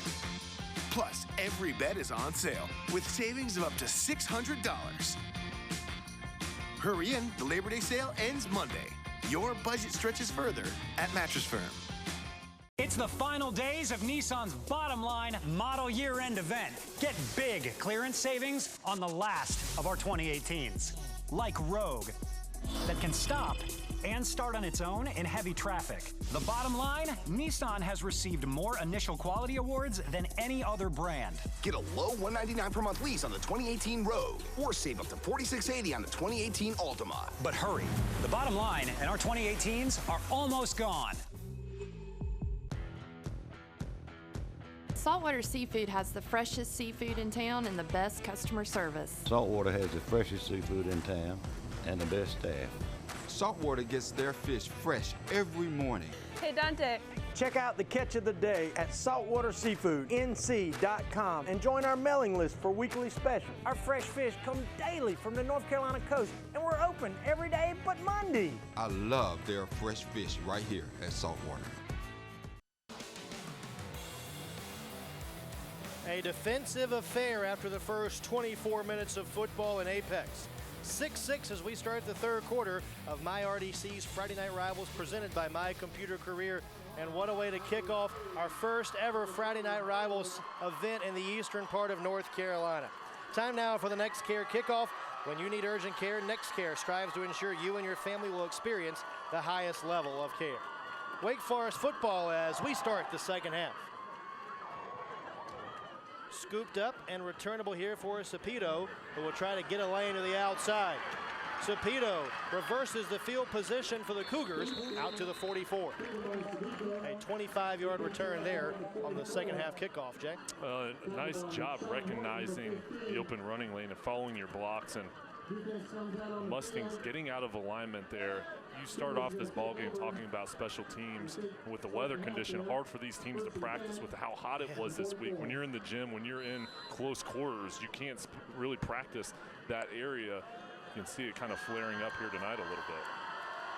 Wake Forest back with that wing T attack. Hillman will throw to start the third quarter. Pump fake, pressured, ball is loose and scooped up by Wake Forest. It's not going to matter. That's going to be grounding on Hillman. It's his second grounding call of the night. And once again, that front three for Middle Creek, Jay, providing all the pressure against this Wake Forest offensive line. And they're not blitzing. They're just beating their man, in some cases, double team blocks. But they're doing it with their quickness, and they're getting off the ball quick. We'll see right here. The offensive line, that's split double team and then no block right there. It's just a relentless pressure. You see the black shirts swarming around, nowhere to go with the ball.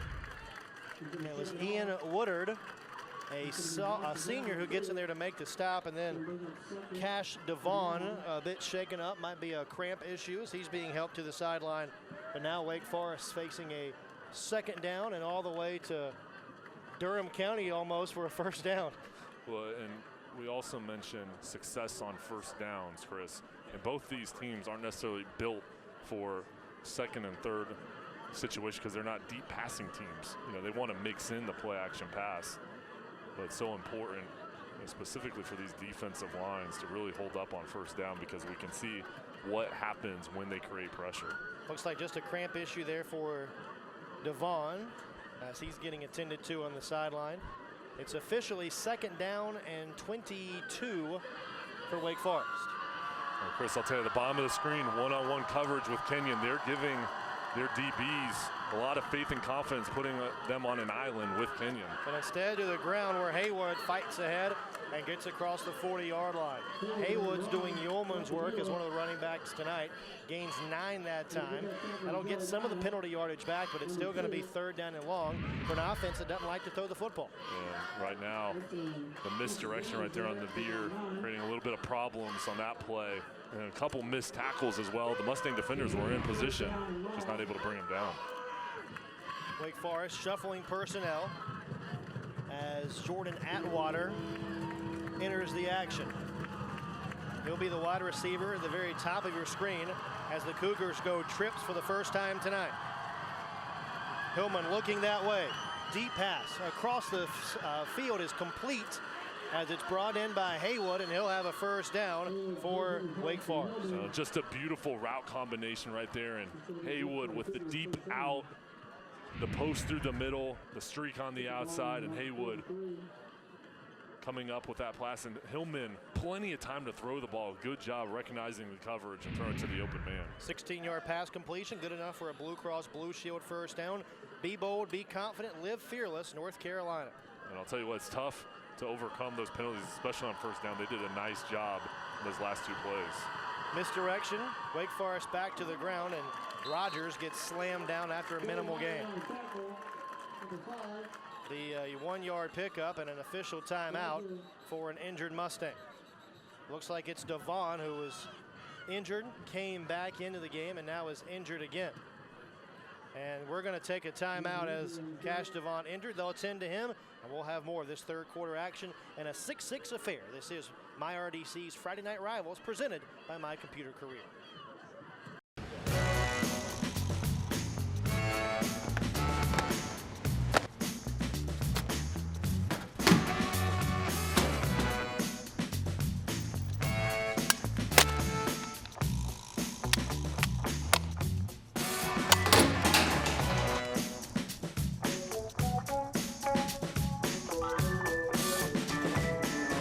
It doesn't matter how you do it, just 86 it.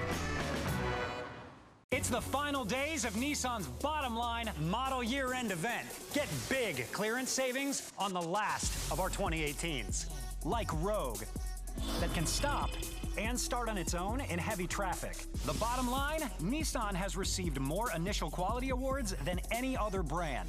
Save up to $47.80 on the 2018 Rogue, or get 0% financing for 60 months on 13 models. But hurry, the bottom line and our 2018s are almost gone.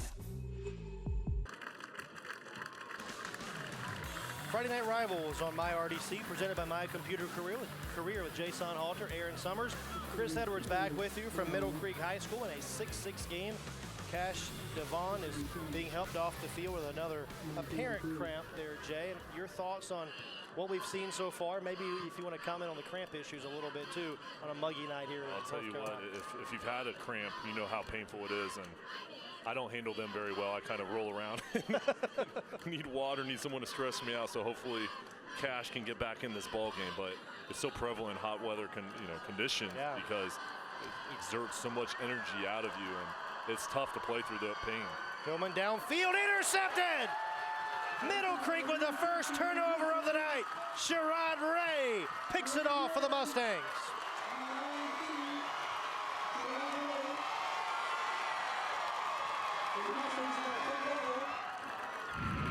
We'll see here Ray sitting in coverage. Hillman plenty of time to throw the ball, just too far in front of Kenyon. Great job getting his hands underneath that ball, and a big play by the defense getting off the field. This Middle Creek defense, I've really been impressed by them. They've been opportunistic, been aggressive along that defensive line, but that's secondary. They've held down the wide receivers. Middle Creek may be looking for a big play, but the Wake Forest defense there to step up and bring down the junior quarterback, Sean Brown. That's the 6th sack allowed by Middle Creek this year. In to make the initial hit, make the sack, was Isaiah Dickens, the defensive end. Chris, it's been interesting to watch these teams in the past couple years and watch them tonight. You can see why they're the two best teams in the area in the state.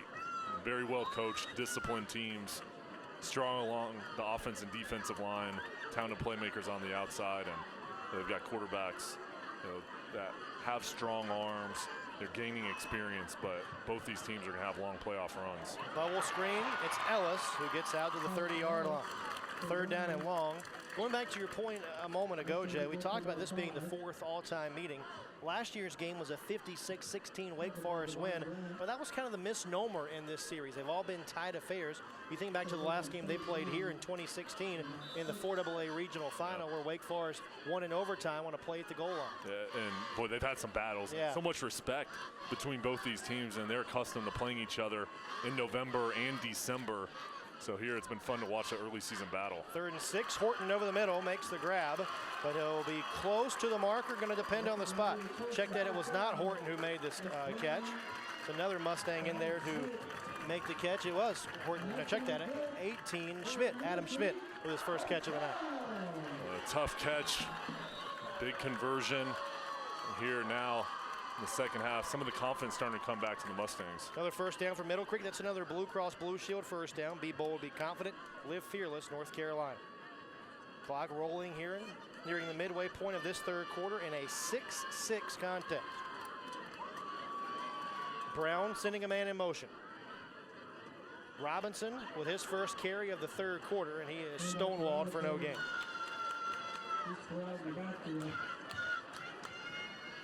No gain, brings up 2nd and 10. Wake Forest rotating some of the defensive line. Look at the push though up front in the hustle. A nice job being relentless, getting to the football. The defensive line played a lot of snaps tonight, but Jadagus Logan, big defensive tackle, the nose tackle there, hustling, getting hit from both sides, but still able to come down with the tackle. Second down and long for Middle Creek. Mustangs have to hurry. Play clock down to 3. Wake Forest bringing a blitz. Brown to the outside through Horton's hands and nearly intercepted.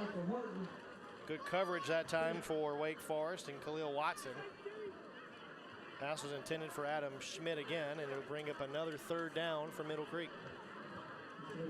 It's been interesting to watch the strategy on both defenses tonight. Not a lot of movement, no stemming activity, not a lot of blitzing. And we'll see here now Wake Forest changing up the looks but falling back into coverage. Pressure, Brown flushed. Looking downfield, flips one that way near the Wake Forest sideline. And incomplete. Horton was out of bounds. And it'll bring up a fourth down for the Mustangs. Take another look. On Brown here, feeling the heat. He does such a good job getting outside the pocket, keeping his eyes upfield. Just not able to convert there. Boy, that could have been a good opportunity there to continue this drive and gain momentum. Middle Creek just 1 of 8 on third downs tonight after that incompletion. And we'll put that in the back of our minds too. That could be a big incompletion as this game goes forward. Holmes on to punt. We'll see if Haywood can make another big play in the special teams department of tonight's contest. Wake Forest bringing a rush, high snap, and a line drive kick. Haywood fields it on a hop and looks for a block. Spins off one tackler, spins off two, and is finally drugged down from behind. But don't forget, coming up, we'll have our play of the game a little bit later on. In the fourth quarter of tonight's game, we'll be selecting the Miller Motte College play of the game. Miller Motte, changing futures, changing lives. Kick off your new career with Miller Motte. First and 10, Wake Forest in a 6-6 game as the Cougars have decent starting field position. You know, in a game like this where it's a defensive battle and it's 6-6 and it's hot and it's muggy, how important is it to have a rested defense going into the third and fourth quarter? Oh, it's huge. I mean, that's where this game's going to be won in the third and fourth quarter, but specifically the fourth quarter, obviously. But, you know, the way this game is going, it's almost like which team is going to make the first big mistake, which team is going to have an error that enables the other team, because both teams are playing so fundamentally sound right now. Nice tackle there by Ian Woodard as Hezekiah Foster got the carry, but there is a marker down. Might be a face mask, could be in the area of a hold as well. We'll let our officiating crew sort this out.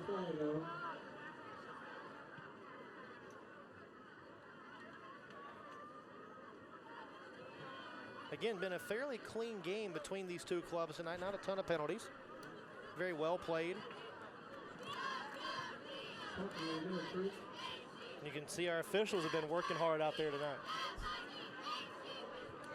They are talking, it appears, to Middle Creek. Joey Maya, the senior middle linebacker. And now Randy Ragland will get an explanation. So it appears as it will be on Wake Forest, and it is going to be a hold on the Cougars. I think the conversation was, all right, we'll back it up, make it 1st and 20, 1st and 19, or you can take the result of the play and bring up second down. Yeah. Well, and here we saw the last time they had a big first down penalty. They were able to execute on second and third down to pick it up. But here, if you're Middle Creek, you want to play your safeties back deep and do not give up any big plays over the top. You want to play it safe here, let your defensive line go to work, but drop all your linebackers and your defensive secondary men back so they can't give up the big play. Misdirection, Haywood going the wrong way. Now trying to cut it upfield and nothing doing for Haywood. He's plastered to the turf. What a hit that time from Middle Creek. And there are 2 injured Mustangs, though, down on the play. One in front of the play, one behind the play. And we'll take another look. This play seemed to be doomed from the start. Look at Highsmith, blocked. Now, a lot of that goes to him and his first step get off. That's such a huge skill and talent.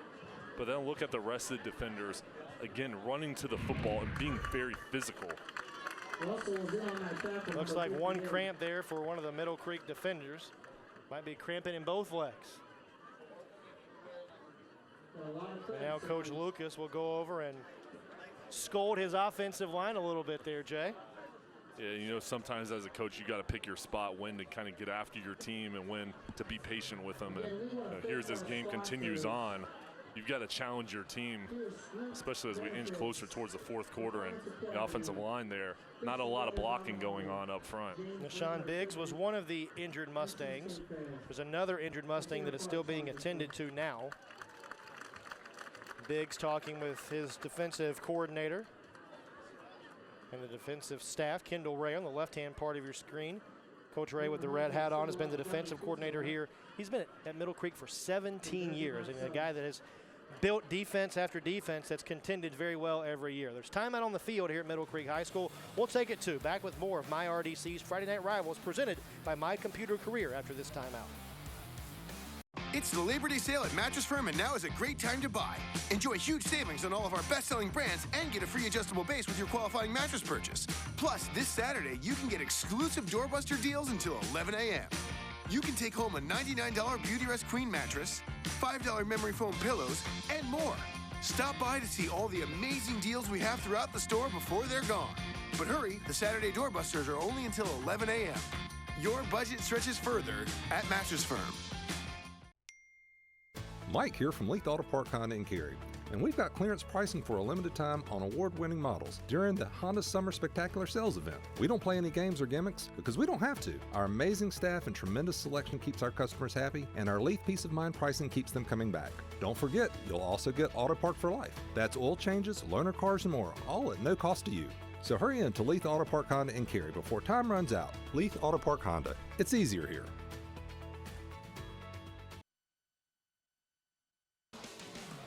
Friday Night Rivals on My RDC, presented by My Computer Career. It's a 6-6 game, and on the field, Aaron Summers has got a couple very special guests. Chris, I'm here with Major Dennis Dunbar and Sergeant Aaron Little. Major Dunbar, what are you Station Raleigh? Well, we're Marine recruiters, and we work within our communities to find quality, qualified young men and women to answer the nation's call to service and hopefully accept the challenge to become United States Marines. And Sergeant Little, if someone was interested in joining the Marine Corps, what would be their first step? Yes, ma'am. The first thing they should do is seek me out and talk to me about some of the qualifications and the career and education opportunities that we have and how these opportunities can help them with their future plans, be it in civilian war or in the military. And what I like to do is just challenge everybody out there just to seek me out and see exactly what's available for you. Thank you. Aaron, thanks a lot, and thanks to those two guys and everyone who puts on a uniform and serves our country in our armed services. We sure do appreciate all that you do to keep us safe and free. And back to game action, a second down pass incomplete, and now a Wake Forest offense that's not really built for 3rd and 28, but facing a third down here, Jay. Yeah, in this situation, you want to play it safe. Quick screen pass, something to the outside.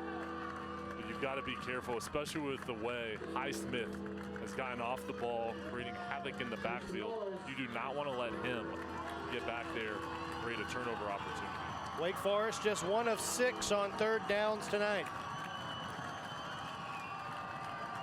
From their own 15-yard line. And a stoppage in play. And a delay of game called on the Cougars.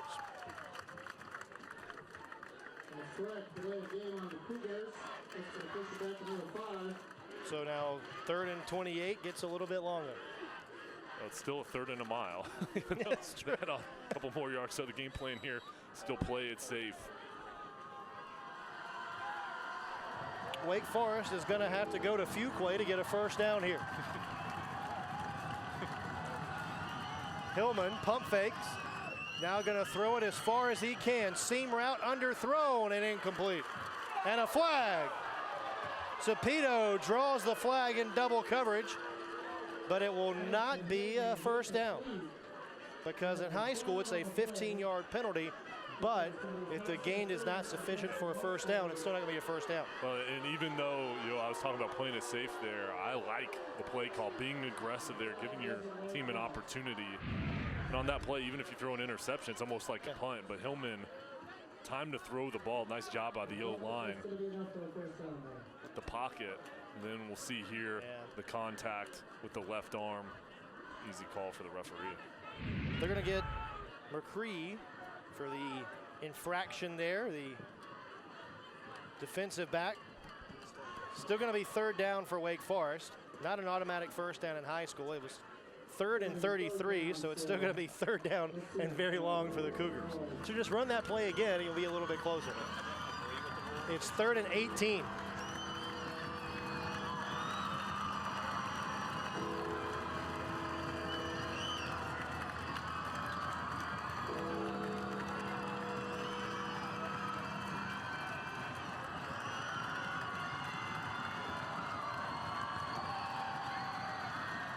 Hillman with time. Down the field, Saputo can't make the play. Great swat by Ray again. The ubiquitous safety for the Mustangs with another sensational play. Ray being put in one-on-one coverage out on a island by himself. Excellent pocket again for Hillman to throw the ball. But the last minute, getting his hand up, perfect technique. They're able to knock it down, and boy, if he didn't get that hand up, that could have been a touchdown. The Mustangs, again, stepping up in a critical opportunity there by the Cougars. Ray knocking it down. Nolan Parrish to punt. Middle Creek's got Horton to receive.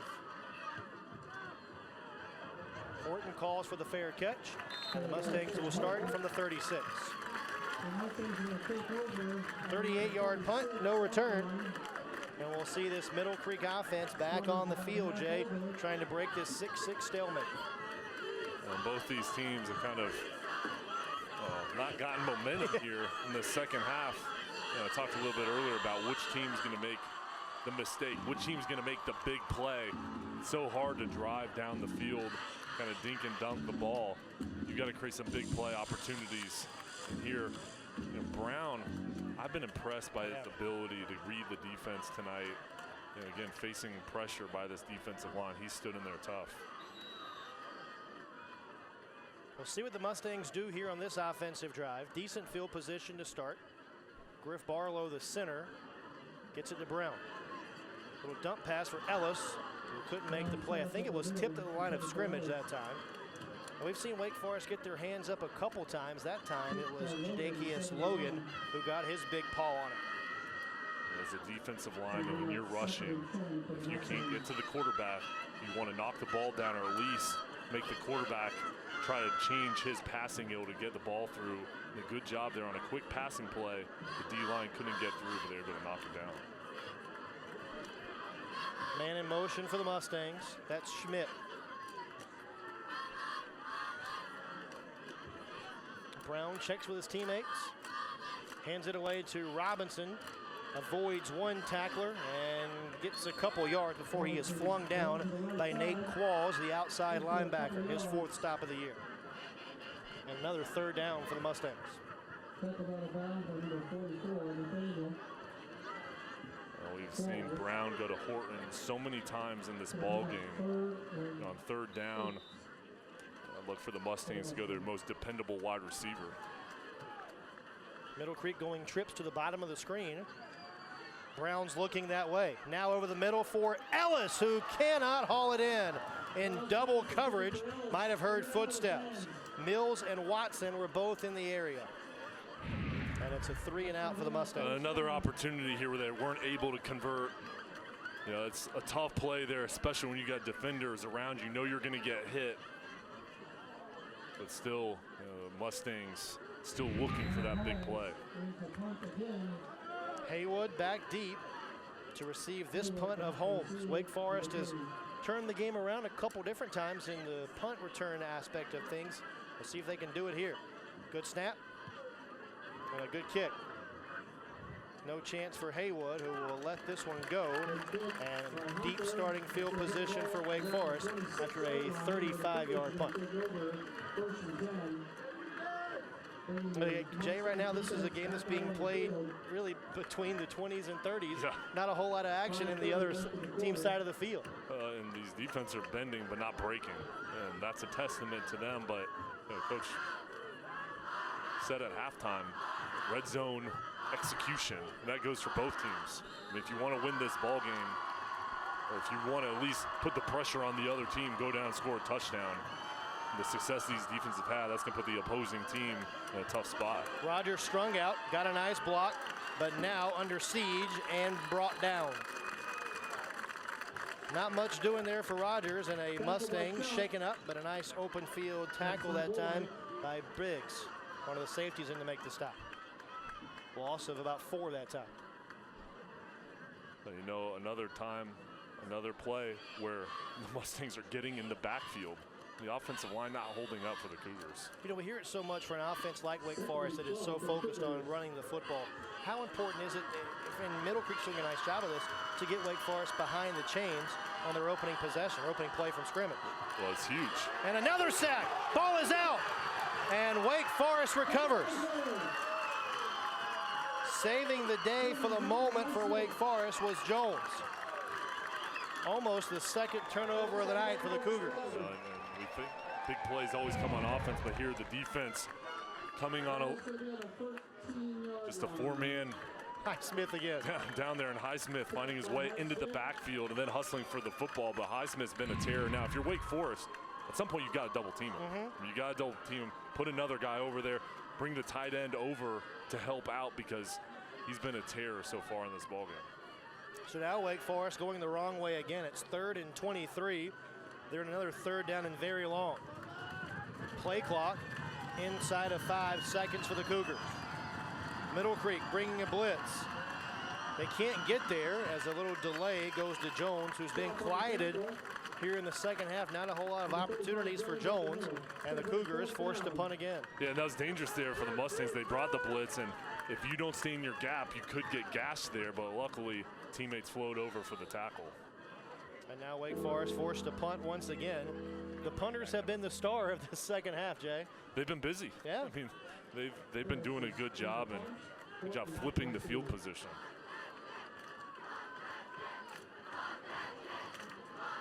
Paris gets away a booming kick. Horton will call the fair catch at the 46.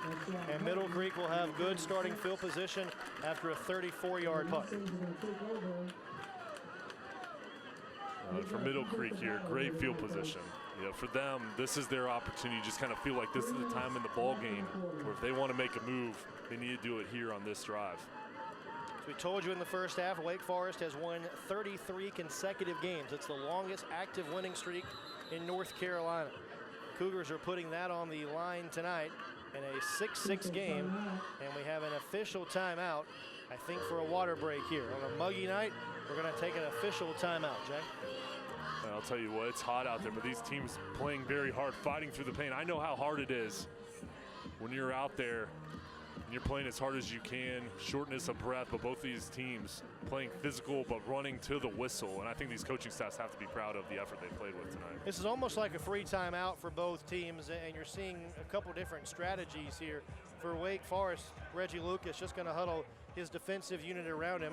It looks like for Middle Creek, they're huddling offense and defense in 2 separate spots, but right now it's Coach Ragland who's trying to pump his offense up a little bit. I was just seeing the field, both teams, trainers trying to hydrate the players.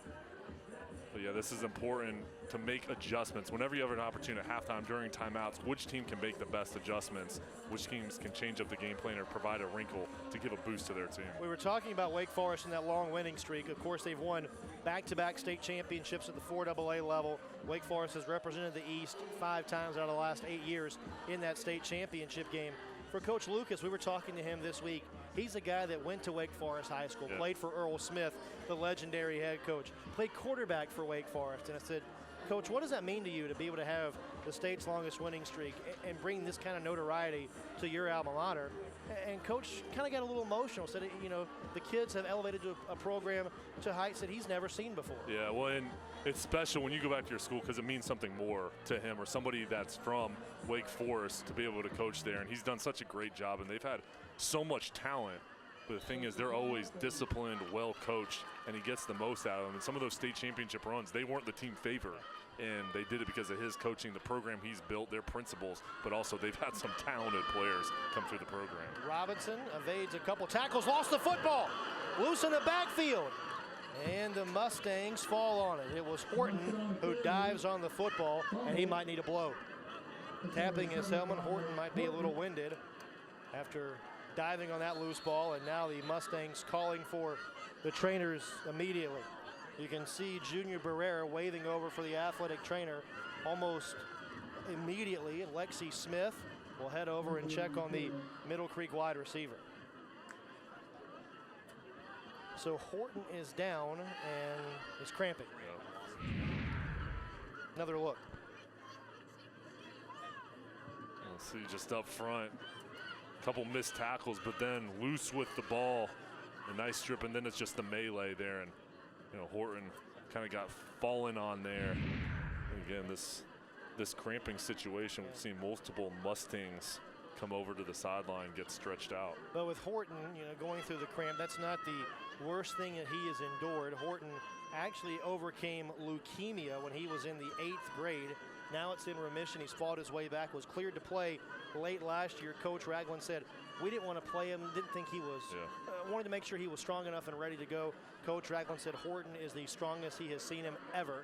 And just a great story to overcome that obstacle and now fighting back, and appears to be cancer-free. And I know he and his family and everybody very thankful for that. Well, what an inspiration to the team, to the fan base, to us. I mean, anybody that overcomes that, that's you know, a miracle, and somebody that's been through so much and persevered, and such a tough kid, and so happy that he's okay and he can come out and play football again, and you know, someone that's been through so much early on in his life. Shaking off the cramp there as he's being helped off the field. And we're talking about Coach Lucas and building the program at Wake Forest. Have to give Coach Ragland a tip of the cap as well. He's in his 9th year at Middle Creek. He's tied for the longest tenured coach in program history, a guy who was the offensive coordinator here under Sean Crocker, left, came back, and now continues to just build this program every single year. Well, it seems like both these teams, every year they face each other in the regional final. I mean, they're both there, and they're such good guys to talk to. We talk to every coach every week, and we really enjoy talking to both of these guys because you know, they really care about their team, and they tell us what's going on with their program. It helps us out so much to find out about their program, but just the way they scheme up, you know, they're great coaches, but they're also good with their kids. After a 10-yard loss, Middle Creek will have it 2nd and 20 from their own 36. 2nd and 20. 5 wide for the first time tonight for Middle Creek. Pump fake by Brown. Looking deep for Ellis. Underthrow. Picked off. No, it dropped. Watson couldn't hang on. Started running before he had it, and Middle Creek averts major danger there. It started from the D-line. You know, missed opportunity on the interception, but look at the pressure. That's 3 against 5 up front, and still able to get to Brown and hit him in the back. Create that ball to flutter up, but you know, for Wake Forest, you've got to take advantage of opportunities, and for both teams here, as we get closer towards the end of this ball game, when you have an opportunity, you've got to collect on it. Brown has yet to make any mistakes tonight. Nearly made one in there. We'll see if he can atone as the Mustangs go 5 wide again. Robinson, the motion man. Time for Brown, steps up, now is going to run. Tries to get to the edge, got a block, and will still be shy of the marker. A flag comes in. And another flag, and that might go against the Middle Creek bench. And even the folks in the press box voicing their displeasure vociferously toward that call.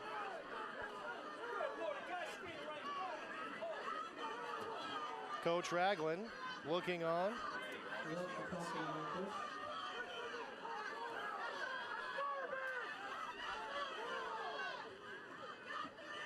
There's no flag, and then there's a dead ball unsportsmanlike on Middle Creek, and that'll go on the Middle Creek assistant coach for going after the official. Yeah, and that's why you got to wait. You got to stay disciplined over on the sideline. This will be Adam Schmidt, number 18, right here with the huge block. Look again, the pressure from the defensive line, but Brown running to the outside, and the Schmidt right there with the big shot to knock him down. We'll see him get his head. That's a good block. The Wake Forest defender, and that's the rule. If you get your head on his outside shoulder, that's a block in the back, but if you get it in front, it's clean. And a good job by the officials there picking up the flag and relaying that message to Coach Ragland. but you love seeing the physical play out there by Schmidt on the outside. But the 15-yard penalty against one of the Middle Creek coaches.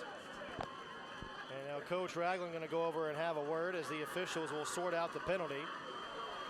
So the down, I believe, is going to count. It should be 4th down because it was a dead ball foul.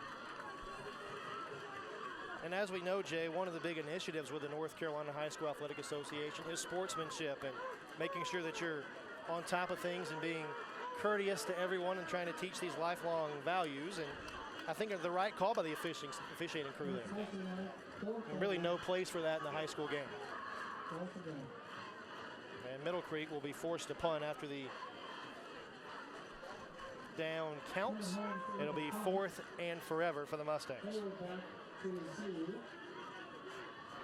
Haywood back to return. Middle Creek now just 1 of 10 on 3rd downs tonight. Neither side has really converted 3rd downs at a high clip this evening.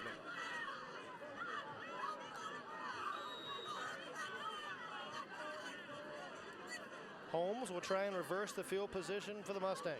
High snap over his head, and Wake Forest is going to take the lead on the safety. Middle Creek, as you mentioned earlier, Jay, who's going to flinch first? And it appears it was the Mustangs there that flinched on that safety. Well, in so many ball games, especially in games like this, not a lot of things going your way. It's who's going to make the mistake. And right there, Middle Creek's going to have to overcome this. But 2 points going on the board, and then they're going to get the ball back. The snap much too high. Good job just knocking this ball at the end of the end zone and not giving up a possible touchdown there. But this could be a pretty big momentum swing here because Wake Forest, as you mentioned, partner, going to get the football back.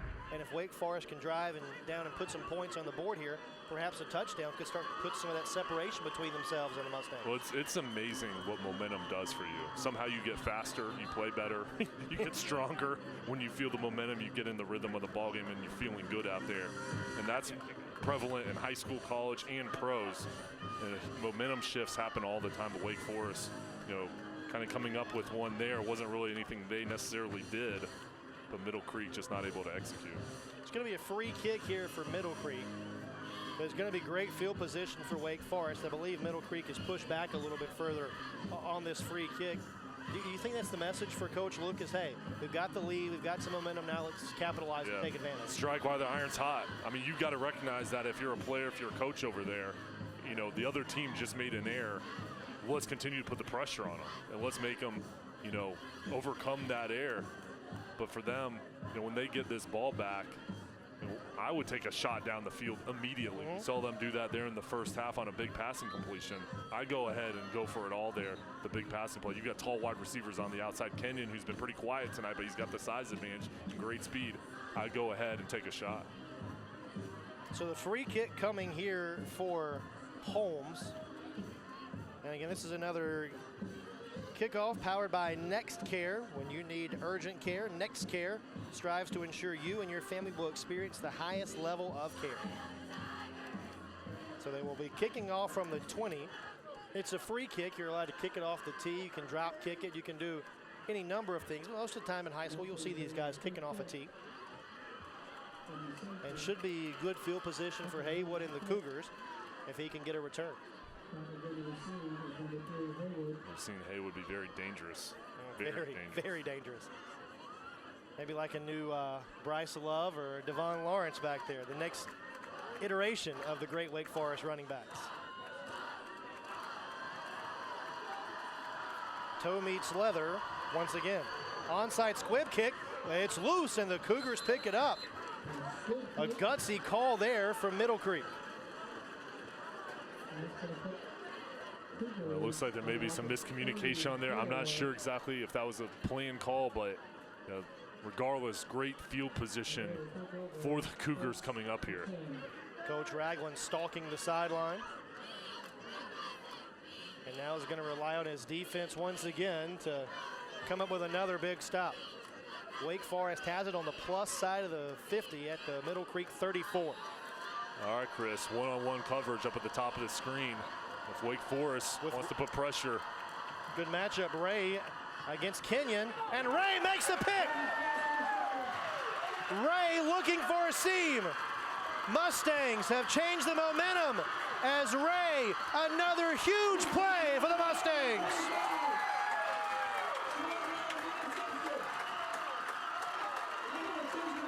A 44-yard return by Ray as the Mustangs collect their second pick of the night.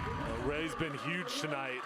And it was a post route that Hillman was trying to go to Kenyon for, but he threw it as a slant, and then Ray just sat on it. I mean, he just sat there, read his eyes, and Kenyon was going to be wide open if he went to the post with it, if Hillman did, but he threw it early, and that was just an easy interception.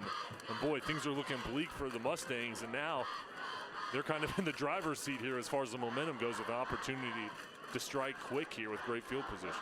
Middle Creek making some changes here. Hunter Holmes will enter the game for the first time tonight. They'll play action. Flip one for Schmidt, who makes the catch, dodges a defender, and gets down to the 22. It's a gain of 9 on first down for the Mustangs. Well, and Schmidt, not a lot of room to run there, but he did it with his fake there. He made a nice cut, then broke through both defenders. It was really 2-on-1. He found a way to pick up positive yards. Another Blue Cross Blue Shield of North Carolina first down. Pump fake. Brown running for his life and flips one that's complete. It's Holmes who makes the grab, and a first down for the Mustangs. First catch of the night for Hunter Holmes. And now Middle Creek approaching the Wake County 86 IT green zone. Help keep Wake County litter free and 86-yard trash. Middle Creek going up tempo here. A new set of downs for the Mustangs. Play action. Quarterback run. And Brown fights ahead for 1 yard. Making the stop by his ankles that time was McKenzie. And I'll tell you what, Brown on that play, not a lot of room to run, but he at least extended it. Previous play with the pump fake, using his legs to get outside the pocket and staying patient and then flipping it to Holmes. He is so good at that and finding his open receiver. Second down and long for the Mustangs. 95 seconds to go in the game's third stanza. Pump fake, Brown, batted and complete. No, incomplete. They say Schmidt could not hang on. It'll be third down. Third down and 11 here for the Middle Creek Mustangs. Here's Schmidt. It's a curl route, and boy, that's tough with the defender jumping in front of your face. Tipped it, almost able to get it, but not quite able to get his hands underneath. 2 down territory here, Jay, or is it a conservative play and then you're in field goal range? I think you go for the first down here, but if you don't get it, you got to kick the field goal. Pocket collapsing. Brown is threading the needle, and an incomplete pass. Was looking for Schmidt at the 5. It hit the ground, says the back judge. And now Middle Creek partner will trot the field goal unit on to try and recapture the lead. And Schmidt going across the middle. A dig route, double coverage. The secondary Wake Forest done a much better job getting in the middle, trying to knock down these balls. Another field goal try here for Holmes. From the 24, this will be a 34-yard field goal attempt to try and give Middle Creek the lead. Mustangs by 1.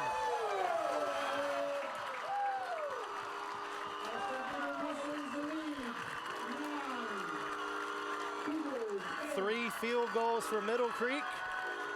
And the Mustangs surge in front 9-8 in the 7th inning. Tell you what, it's a battle out here in the 7th inning. Got a 7th inning stretch. That's right. Both of these teams, though, you can see why they're two of the best. I mean, it hasn't been perfect. It hasn't always been pretty. But they both, when one team makes a play, the other team finds a way to make a play of their own and change the course, get momentum back. And Middle Creek didn't look good after that safety, but they found a way to get that interception, move the ball down the field. But how about both defenses? Once they get in the red zone, they don't give up nothing. That's it. You're done. No more yards. As we take a look now at our scoring summary brought to you by Saltwater Seafood.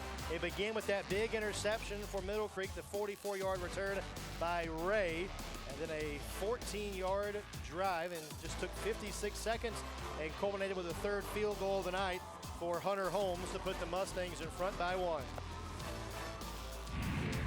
You know, Coach Lucas told us that last week against Richmond County was a playoff atmosphere.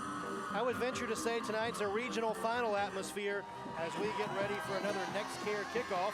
When you need urgent care, Next Care strives to ensure you and your family will experience the highest level of care. Well, it does feel like a regional final. The only difference is in November it'll be freezing, and now it's warm. And it'll be harder to kick those 34-yard field goals. Exactly. 75 seconds to go in the third quarter. That one's destined for the sideline, and Wake Forest will have great field position on their next offensive series. Should be a procedure foul, I believe. So the Cougars should have it at the 35-yard line. Well, can the Middle Creek defense make another big stand here, Jack? I'll tell you what, they've been confident all night.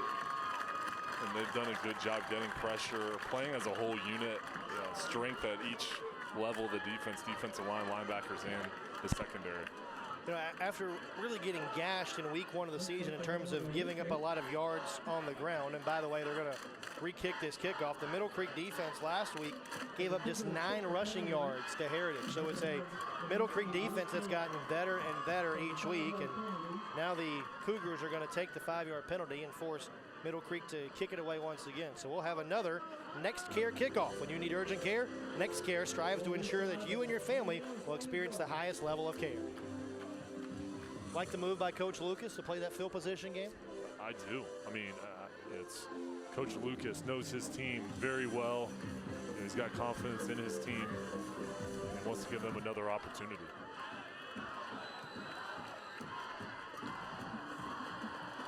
Holmes will try it again.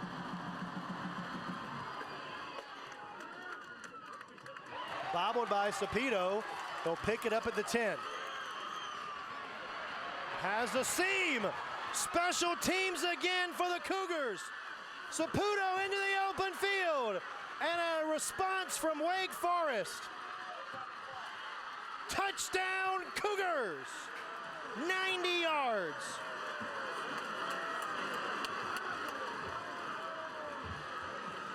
And for the first time tonight, a Leith Auto Park touchdown for Wake Forest.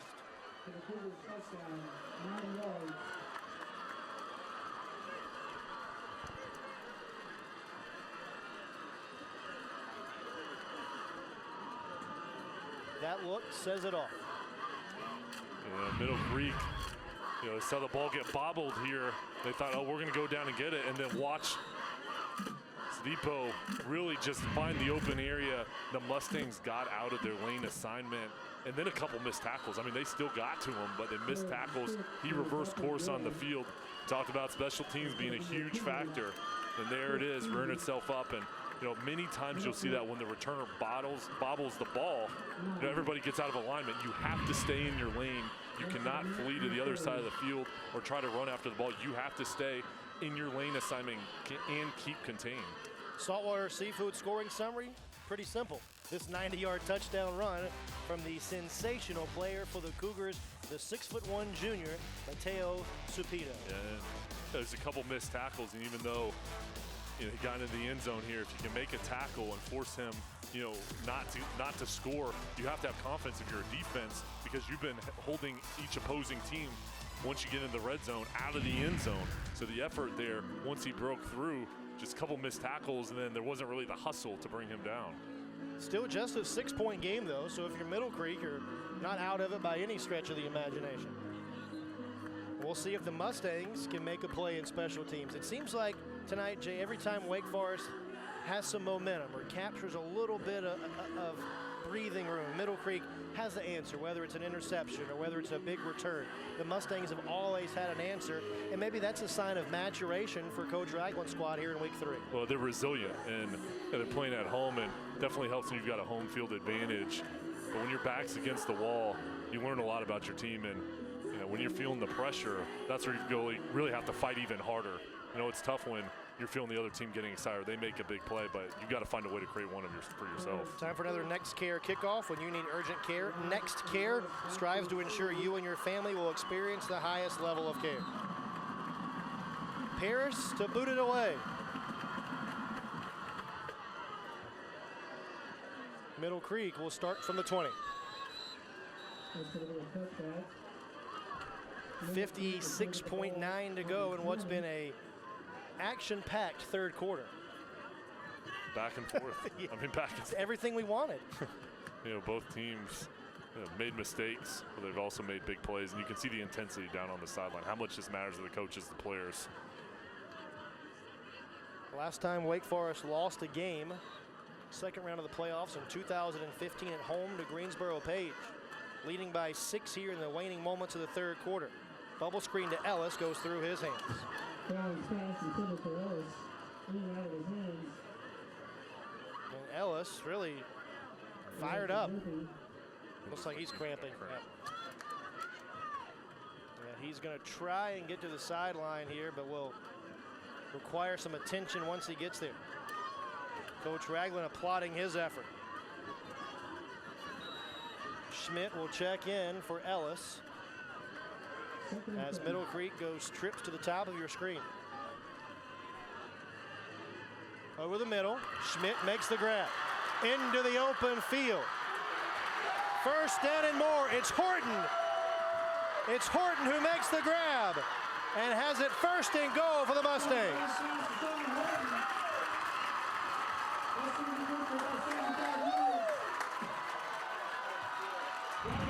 And Chris, we saw Horton earlier with the cramp himself, but now going across the middle, the post route, splitting the cover 2 defense. Then look at the speed.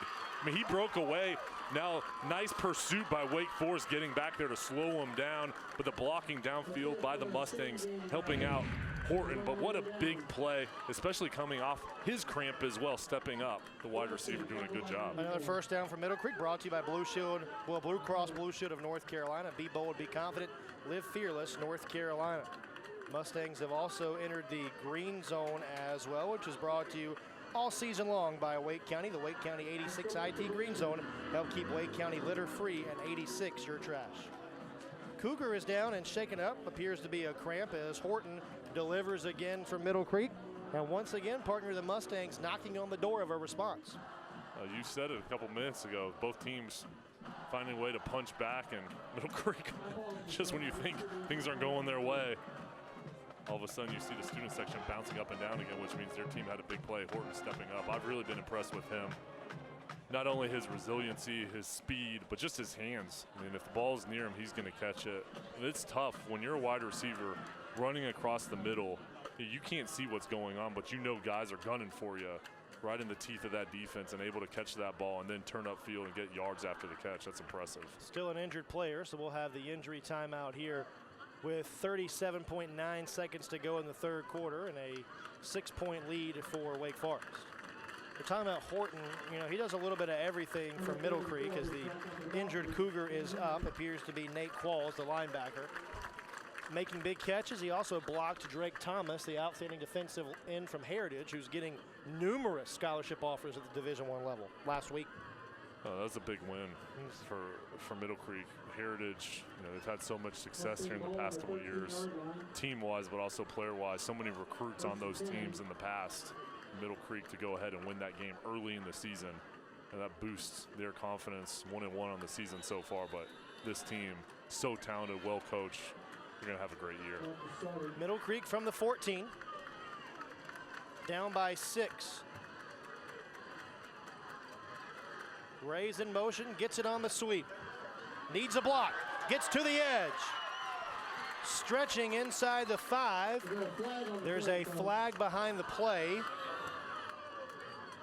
So it could be maybe a block in the back or a hold perhaps. We're speculating here on Middle Creek. It's going against Middle Creek. Chatting with big number 70 for the Cougars, Jordan Davis. It's going to be a hold. Coach Ragland not happy with that call. And it is going to be a hold, as you astutely pointed out, partner. Well, thank you. I should have said a little bit more confidently. I kind of whispered it into the microphone, but I'll make sure. Be confident, Jay. Yeah, I'll make sure I say it a little louder next time. So Friday night rivalries on My RDC, presented by My Computer Career. And a 1st and 22 here for Middle Creek. And I think the Mustangs are going to be content to go to the fourth quarter, down by 6. Final 5 seconds, and Coach Ragland and his squad will head to the fourth quarter down by just 6 points. A back and forth seesaw affair. The state's longest winning streak on the line. Wake Forest by 6 will have the fourth quarter when you come back to Apex. This is MyRDC's Friday Night Rivals, presented by My Computer Career. I fight for every step I take. I want you to come play for me. This is your way out. All-American, new series Wednesday, October 10th. It takes 2 to dance. She threatened me. That's not true. Okay, she was belligerent. But it takes 3 to tango. You're nuts! Hot bench. Get him out of my courtroom. Out. 3 opinions. You are on the road to destruction. 3 personalities. Not everybody's the 3 of us. Hot bench. Weeknights at 7 on MyRDC 28. It's the final days of Nissan's Bottom Line Model Year-End event. Get big clearance savings on the last of our 2018s. Like Rogue, that can stop and start on its own in heavy traffic. The bottom line, Nissan has received more initial quality awards than any other brand. Save up to $47.80 on the 2018 Rogue, or get 0% financing for 60 months on 13 models. But hurry, the bottom line and our 2018s are almost gone. Saltwater Seafood has the freshest seafood in town and the best customer service. Saltwater has the freshest seafood in town and the best staff. Saltwater gets their fish fresh every morning. Hey, Dante. Check out the catch of the day at saltwaterseafoodnc.com and join our mailing list for weekly specials. Our fresh fish come daily from the North Carolina coast, and we're open every day but Monday. I love their fresh fish right here at Saltwater.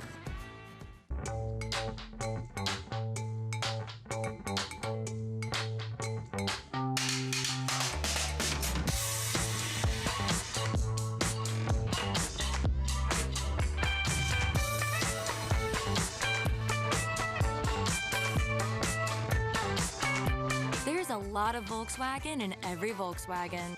During Volkswagen Smile and Drive Days, you can lease a value-packed 2018 Tiguan S for just $189 a month or get a $1,000 bonus.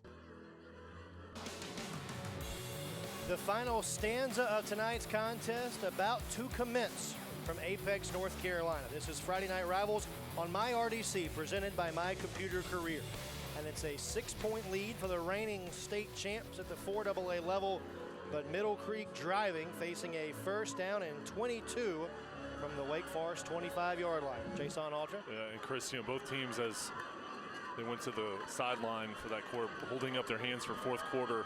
It's important to be in best condition. We'll see here a false start going back for the Mustangs. Both teams, when you're in preseason camp, it's hot. You talk about conditioning and playing your best in the fourth quarter. That needs to be the mentality. But in this fourth quarter, it's all going to come down to mistakes, penalties, turnovers, big plays. Which team is going to execute? That's what these teams have to focus on, is executing at the highest level here. 6th penalty on Middle Creek tonight. They've been penalized for 60 yards. Now a first down and forever. Bubble screen, complete on the near sideline. Fighting through defenders and stretching for extra yards that time for Middle Creek is Therius Suggs, his first catch of the night, 3rd catch of the season. Brown getting rid of the ball quickly. It's misdirection here. The fake to the left and then going to the right. This is where Wake Forest has been so difficult all ball game long. Really getting tough here in the red zone and right on the outside like they are here on the 25. They're facing a 2nd and 22 here. Brown heaves one for the end zone. Schmidt's there and incomplete. No flags. Keep in mind, if you're thinking, well, that pass was, not catchable. There's no uncatchable in high school football, but still, man was open out there and nearly a big play for the Mustangs. They're going for it all, going towards the end zone. Ball just a little bit too far outside. Good coverage there, though. Look at that coverage. Good coverage, as you mentioned that time, by Damian Peacock, a 5'10 junior. Now 3rd down for Middle Creek. Here Middle Creek, close to field goal position. They'll throw. They're in field goal range now as Suggs makes the catch, Jay, down to the 11-yard line. Still shy of the first down marker, but Suggs with his 2nd catch on this drive, a pickup of 13. That was huge right there because that would have been a long field goal attempt. Now if they decide to go for the field goal, much easier kick, and it looks like they're going to stay out on the field, this offense is, and go for it here. Down by 6, Mustang's going to gamble. Their first 4th down try of the night. Crowd rises. Brown over the middle, and incomplete. He had Horton open in the flat, but he couldn't make the catch. Perhaps Horton heard some footsteps that time. We'll see on the replay. Here, just a Cook over the linebacker there and just not able to convert. A missed opportunity for the Mustangs. That's one that he's going to want to have back for sure. And now can Wake Forest capitalize? You know, if you're on that Wake Forest sideline, Reggie Lucas would love about an 8-minute drive right here, Jay. Yeah. Well, and this is where you tell your offensive line, hey guys, I need you to come through and I need it right now. And the way they've been running the ball tonight, it hasn't always been pretty. You know, they've had a lot of plays that have gotten blown up in the backfield, but this is where you want to play your best, running the ball and being physical. Jones with his biggest run of the night, out across the 20 and out to the 23. Gets out from the shadow of his own goalpost, and an injured Cougar behind the play. So an injured Wake Forest player, perhaps with a cramp, as we're 58 seconds into this game's 4th quarter. And we'll take our first timeout here in the 4th stanza. It's a 6-point Wake Forest lead. This is Friday Night Rivals on MyRDC, presented by My Computer Career. Selling your home the traditional way can be a long process. You have to set the price, prep the house, paint the house, decat smell the house, fix this, replace that, get rid of those, have an open house, get an offer, lose the offer, get another offer, accept it, have inspections, close a month later, and then realize you could have had the same offer from Open Door months ago. So sell your house to Open Door and skip all the stress and uncertainty. Let us help you start what's next. It's the Labor Day sale at Mattress Firm, and now is a great time to buy. Enjoy huge savings on all of our best-selling brands and get a free adjustable base with your qualifying mattress purchase. Plus, this Saturday, you can get exclusive doorbuster deals until 11 a.m. You can take home a $99 Beautyrest Queen mattress, $5 memory foam pillows, and more. Stop by to see all the amazing deals we have throughout the store before they're gone. But hurry, the Saturday doorbusters are only until 11 a.m. Your budget stretches further at Mattress Firm. Friday Night Rivals on MyRDC, presented by My Computer Career. It's a 6-point game back here at Middle Creek High School with Aaron Summers and Jason Halter and our entire MyRDC team and our Friday Night Rivals team. Chris Edwards with you, Jay. The longest run of the night before the timeout for Jones, the fullback for Wake Forest. Now the Cougars with an injured player down still, trying to build a long, sustained drive to perhaps ice this game away. You know, if you're in that offensive huddle, I used to love kind of having the responsibility from the coaches coming down on you and say, hey guys, listen, we need to eat up this clock. We can do it. This is the reason we're so physical in practice for times like this. We need to get this ground game going. And also, too, if you can get a couple big runs going, this defense for Middle Creek, the longer they stay out on the field, the more tired they're going to get, and you're going to be able to gain that momentum back. On the flip side, and I'm curious to get your thoughts on the Middle Creek defense. I mean, they've invested so much into this game tonight. If you're in that defensive huddle and you're Kendall Ray, what are you saying to your defense right now? Well, I'm talking the defensive line. I'm talking to Highsmith. I'm saying, hey, listen, I need you. I need you to get a big play. He's been doing it all night with his get-off, but he needs to have a big disruption here, try to get a strip sack, try to go for the ball, but just get off the ball quickly, blow up the backfield. We've seen so many times he's either gone unblocked or there's been a pulling guard or tackle that he'll just blow up in the backfield. There's nowhere for the running back to go. Now also, too, you figure in this situation, Wake Forest is going to try to eat up the clock. So you're telling your linebackers, hey, read your keys, but play downhill. The Cougars are going to try to run the ball, so you're telling your defense to be very aggressive right here. Still tending to the injured Cougar. Appears as though they're helping him up now. We'll be able to identify him. One of the big offensive linemen, Josh Brasham, who's listed as one of the left tackles for Wake Forest, a senior. And this is a Wake Forest offensive line that continues to get better and better as the season goes along. But they've got a lot of guys that have been in this program for now 3-4 years. And in a program that has so much consistency as Wake Forest does, it's a big key why. Well, they've had a lot of fun blocking for Bryce Love, some of those other running backs. Devon Lawrence, Devon Lawrence, and they've had so much success. But for them to have that winning streak, you know, they've always been good, but there's a lot of pressure on you when you win that many games. Not just that you feel from the outside, but there's pressure from the other teams. Everybody's bringing their A game to knock you down. They know how good you are, so to be able to withstand all those efforts by the opposing teams, you know, very impressive. And you know, we talked this week, Chris, about, you know, Lawrence and Bryce Love. It hasn't been amazing, the star players they've had. Yeah, it really has. And you think about Dexter Lawrence at Clemson, winning national championship, contending for another last year. Bryce Love, who many believe is entering the season the front runner for the Heisman at Stanford. Yeah. Just so great to see the talent that not only has come out of Wake Forest, but out of Wake County in general. You look at a guy, Naheem Hines, who went to Garner, went to NC State, now he's with the Colts. I mean, and the football these guys play, you know, these kids that are playing now, you may see one of these guys in the NFL in a couple of years. And, you know, it happens, so a lot of these kids look up to those guys and see what they've done and want to do the same thing. Misdirection for Wake Forest as they give it to Rogers, who's stonewalled. The entire Middle Creek defensive line collaborate on the stop. And a gain of a yard brings up 2nd and 9 as Rogers, Jay, appears to be a little winded. Cougars now shuffling some personnel. Joey Maya anchoring that Middle Creek defense. If you're Wake Forest, do you stay on the ground here, partner? I'd keep the ball on the ground. I wouldn't put it in harm's way, and I'd use the clock up. You know, it's starting to dwindle down here. Misdirection again. And it's Haywood who fights ahead to the 30. There is a flag down behind the play. Could be a hold.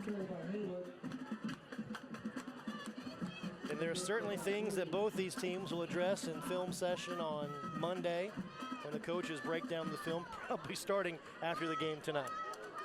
Yeah, they work through the weekend. And, you know, as a coach, you're always happy to get the win, but you've also got to point out mistakes and errors. And, you know, film study always isn't the funnest, but it's much better after a win. The holding penalty was on Wake Forest. That will back the Cougars up 10 yards. And now an offense that's trying to run some time off the clock, faced with a daunting challenge on 2nd down and long. They've had a couple offensive linemen rotate in and out of this ballgame because of injury. So, you know, here in this situation, you know, 2nd and long, definitely not what they're looking to do here. They're trying to stay ahead of the chains. 2nd and 21. Wake Forest from their own 14. Middle Creek bringing a rush. And straight ahead, it's Jones fighting through tacklers and gets out near the 20-yard line. Gains 7 officially to the 21, but still brings up a 3rd down.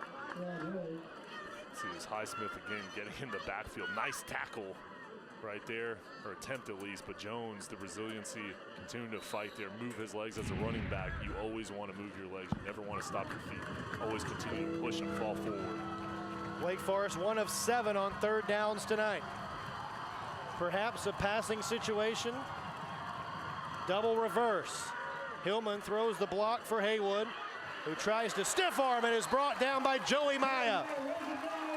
The sensational senior with a big play, but a late flag. There is a flag down near where Haywood went out of bounds. Well, and there was a little tussle between Hillman, the defensive lineman.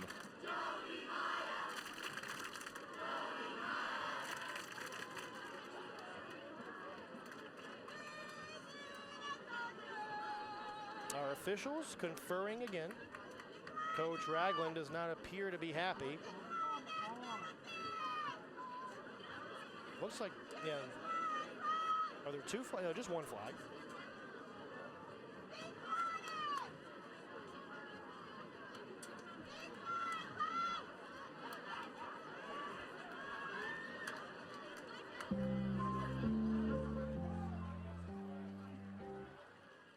And now our officials. Hillman got pushed in the back, so it's going against Middle Creek. Hillman got pushed in the back as he made his block and was running to continue on that play. One of the defensive linemen for the Middle Creek Mustangs pushed him in the back.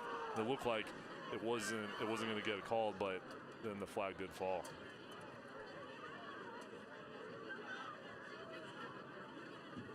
We still yet to see an indication. Kendall Ray is also perplexed. I've not seen a call yet. Let's take a look at the replay. See right here. And when it was behind. It was late here as he was running out of bounds. Let's see right here. I think that's just a play on, don't you, Jay? Yeah, and there still hasn't been an official announcement here, but both coaches and both sides, were discussing what the call was. Aaron Summers on the sideline says the official said that there was no reason for the push, so to tack on some extra yards. That's just a little bit nitpicky, in my opinion. Still third down for Wake Forest. Third down and medium for the Cougars. Rogers, the motion man. The pitch to Haywood. Lowers his head and is going to be right at the marker. Will depend on the spot.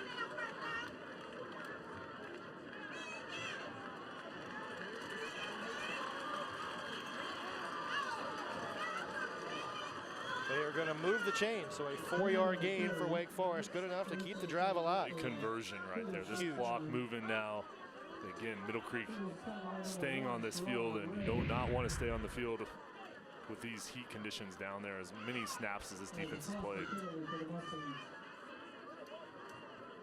Haywood got the extra roll there, got the first down. Another Blue Cross Blue Shield first down. Be bold, be confident, live fearless, North Carolina. Wake Forest from their own 35, trying to chew some more time off this fourth quarter clock. Jones straight ahead on the fullback dive across the 40, and will pick up 9. So in his last 3 carries, Jones has gone for 15, 7, and 9 after being stonewalled in the first half. He came into this game averaging 7 per rush, and it's amazing. We talk about defenses getting tired, but as a running back and offensive lineman, when you have success in the fourth quarter, it almost makes you fresher and it makes you feel better. You want to continue to run the ball, but you can sense the opposing side getting tired. And if you have the conditioning, that's where you really want to take it to them. Over 4 minutes gone in this fourth quarter. Middle Creek fans trying to implore their defense to get a stop. Jones again stumbles, but has the first down. This is what you call grown man football right now, isn't it, Jay? Yeah, I mean, you're slugging it out. Both sides know what's coming. It's going to be a running play. It's just will against will. Also, the technique, so important on both sides. And there is a flag down. Officials sorting it out. It was behind the play. So perhaps in the area of a hold, although the officials are jotting into their notebook, so that would, to me, signal perhaps an unsportsmanlike conduct foul on someone. That would be a 15-yard penalty on one of these two clubs.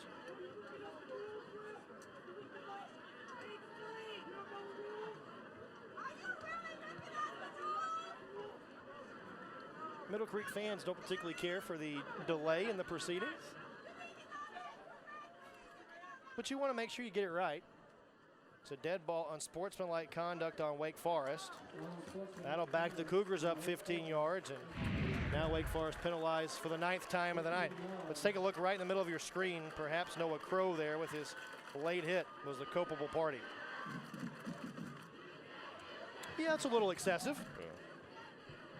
Then tried to help him up. Tried to help him up. tried to save himself there. You think that's a 15-yard penalty, Jay? I think that's just being physical a little bit too long. I don't think there was anything malicious about that. Coach Holt would probably tap you on the head for that back in your day, right? Yeah, I mean, it's a tough line to cross because you want to be physical, but you have to be smart too. But I'll tell you what, you'd rather have somebody playing a little bit longer than playing shorter against the whistle. Still a first down for Wake Forest, despite the penalty, since it was a dead ball foul. Another Blue Cross Blue Shield first down. Be bold, be confident, live fearless, North Carolina. More misdirection for Wake Forest. Fighting ahead is Hayward, sandwiched between defenders, but drags the pile with him with another flag flying in.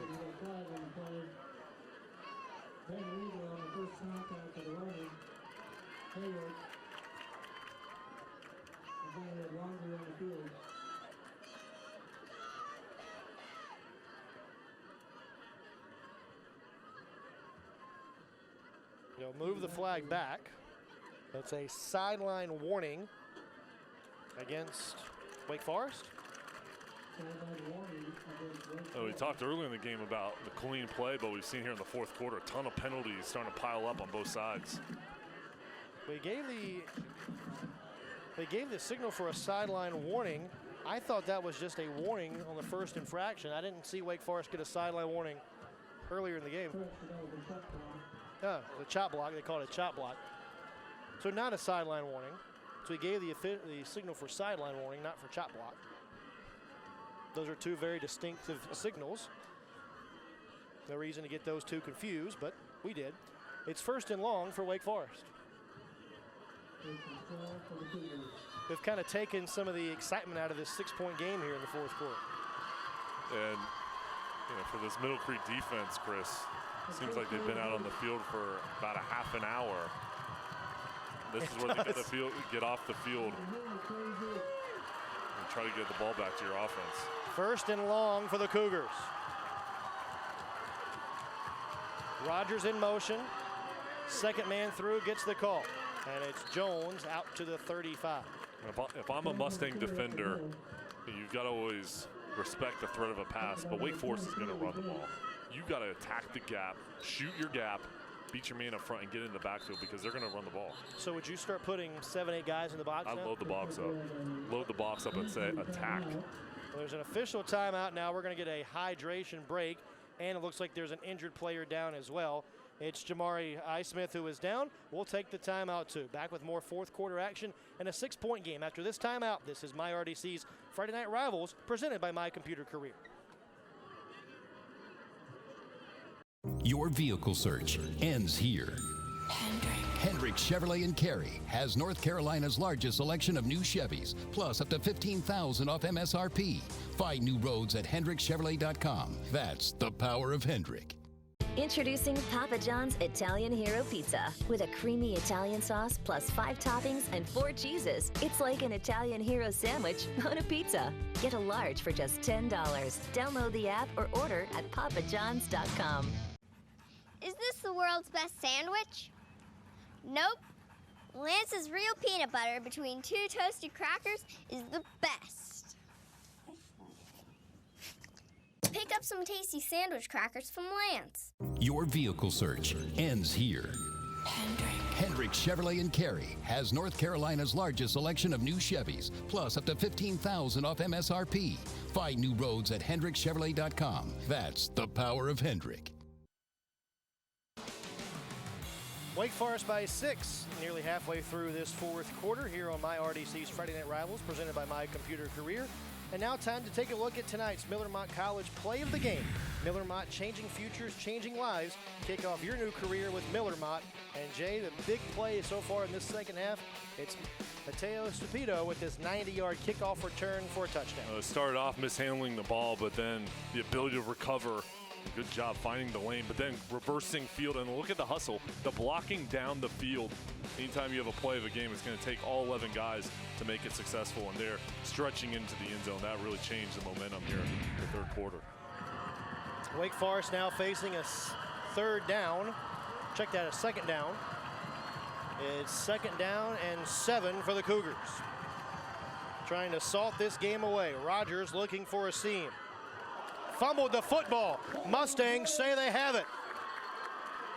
No signal yet. If Middle Creek has it, this place is going to go ballistic. Officials confer. There's an injured player, cramping. And timeout. We're going to stick with Wake Forest football. It'll be third down for the Cougars. And another injured Mustang appears to be Donovan Robinson, who is down and injured with his helmet off and cramping up. One more look at the fumble.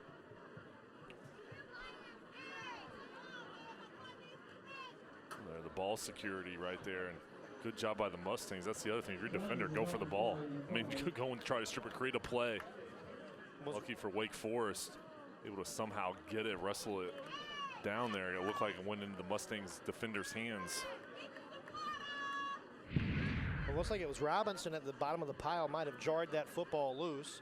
still being tended to. But now if you're Middle Creek, Jay, you've got the third down that you wanted. Now you just got to find a way to get off the field. Although the question for you, if you're Reggie Lucas, is this 4-down territory? Well, it'd be tempting, but no, I'd go ahead and punt it. You've got to trust that your defense can stay strong. They haven't given up a touchdown all ball game. And also, too, once you get into the red zone, they've been very stout. So, I think you got to play the percentages. If you don't pick it up here, you got to punt the football and hope that your defense, who's been on the sideline resting, which is huge, and they'll come back in there and be fresh. Coach Lucas, hands in his pockets, looking on. Interesting to note that Wake Forest, Jay, has never had a losing season under the direction of Reggie Lucas. The worst season for Coach Lucas was a 9-win campaign. It's pretty darn good, isn't it? It's not bad. It's not bad. I mean, these two programs have been toward the upper echelon of 4AA football. You got to throw some other programs locally in there that have been to the mountaintop almost. Garner, a regional finalist last year. Trojans went to the state championship game in 2011. So probably those three programs in this area have sort of been the contenders in that 4AA. But they've been the teams that have been consistent and, long-standing tradition. I mean, when you think of all three of those programs, they're always good. They're always in the hunt, and they always have a star player. I mean, those teams, they always have somebody that's going and playing in college, somebody that's good. It's fun to watch them and see year in and year out these teams. Guys graduate, but then there's new guys that step up, or some of the younger guys that were young a couple years ago. Now they're the seniors, and it's their time to shine. Third down and coming up for Wake Forest. If you're Middle Creek now, it's a third and medium, third and short. Do you start to stack the box here, Jay, or do you maybe think Wake Forest on third down might be thinking about a pass here? Well, Wake Forest is probably tempted to throw the ball, but if you've got a running back averaging 7 yards per carry, you want to use the clock up, I would go ahead and run the ball. It's 3 yards. I mean, and then if you get two, if you want to go on fourth down, you can, but I would run the ball. I would challenge my offensive lineman. I would challenge my running backs. I'd say, guys, we have to pick it up. If we can pick it up, it's going to be a big dagger for Middle Creek. So I would go ahead and run the ball here, and I would run it right at him. I'd run a power up the middle. I wouldn't try to do a veer, go to the outside where you can get penetration. I would try to be very physical up front and run the power. Good hand for Donovan Robinson, who's being helped off, escorted by Lexi Smith, the athletic trainer for Middle Creek. Rebecca Jones, the athletic trainer for Wake Forest, also out to assist there on that cramp. Jay, make sure you hydrate after the game tonight. Don't want you cramping up in the middle of the night. Oh, I'm very worried about my hamstrings right now. I've pounded a couple waters here. I'm a little worried. I'm sweating right now. We may need to call the trainers up to the booth for yours truly here in a minute. Third down and 3. Big third down. Midway through the fourth quarter, Cougars back to the ground. Jones plows ahead for the first down, and the drive continues for Wake Forest. It's another Blue Cross Blue Shield first down. Be bold, be confident, live fearless, North Carolina. And Chris, right up the gut. We said it, right up the middle.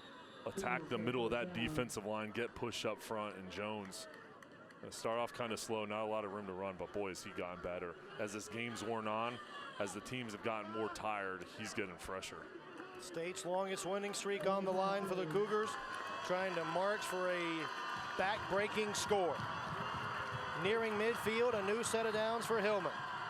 To the ground again, and Haywood slammed for a loss. It's Highsmith again, who wreaks havoc in the Cougar backfield. No, he's been unbelievable tonight. We'll see him coming off the left side here. Look at the get off. He isn't blocked.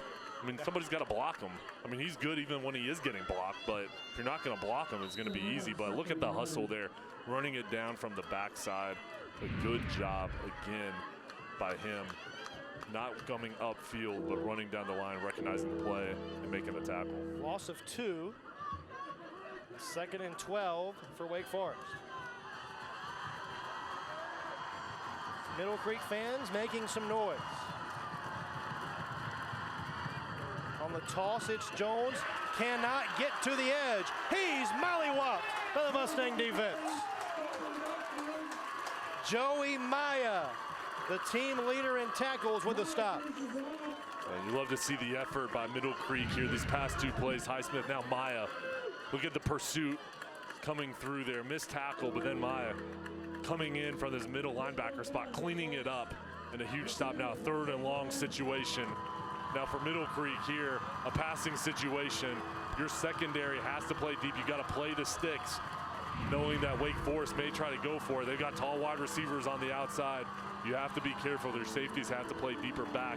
But up the middle with the defense line, the linebackers, they have to stay at home and also play the run here. 2 interceptions for the Middle Creek defense tonight. Cougars, though, will go to the ground as Rogers totes the mill, gets the lost yardage back, and gets out of bounds. But it'll still be 4th and long for the Cougars.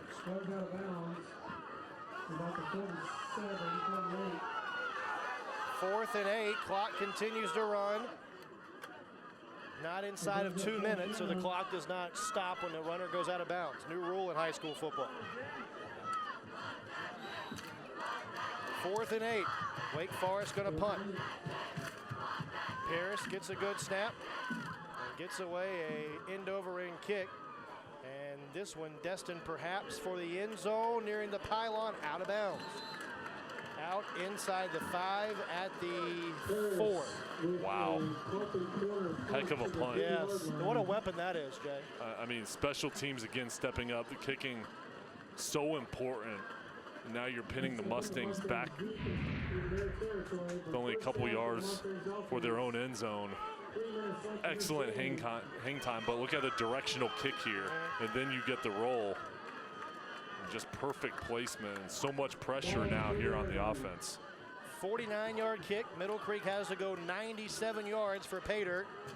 Full complement of timeouts and 3 minutes to go. Quick drop, pressure. Brown gonna run and stop for no gain. Chris, I'll tell you what, now with the time left on the clock here, within 3 minutes, this is 4-down territory. Middle Creek, you got 4 downs to pick up 10 yards.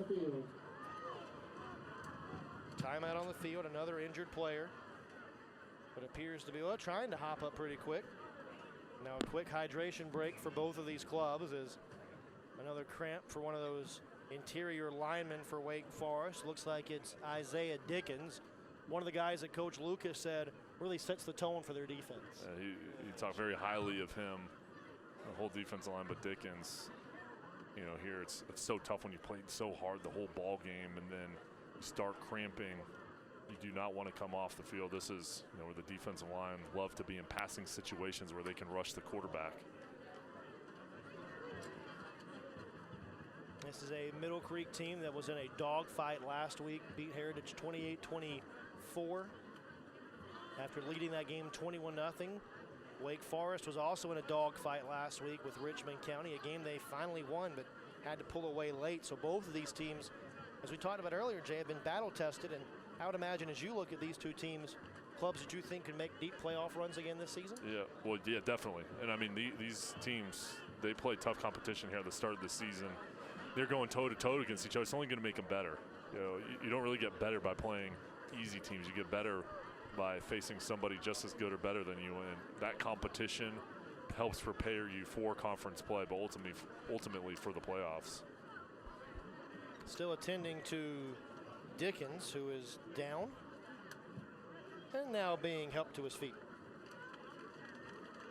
Well, was for a moment, but that cramp may be a little more intense than they first thought. Looks like it's his other leg that's cramping. Those are so painful. You ever had that happen to you, Jay, where both legs cramped at one time? No, I haven't. Luckily.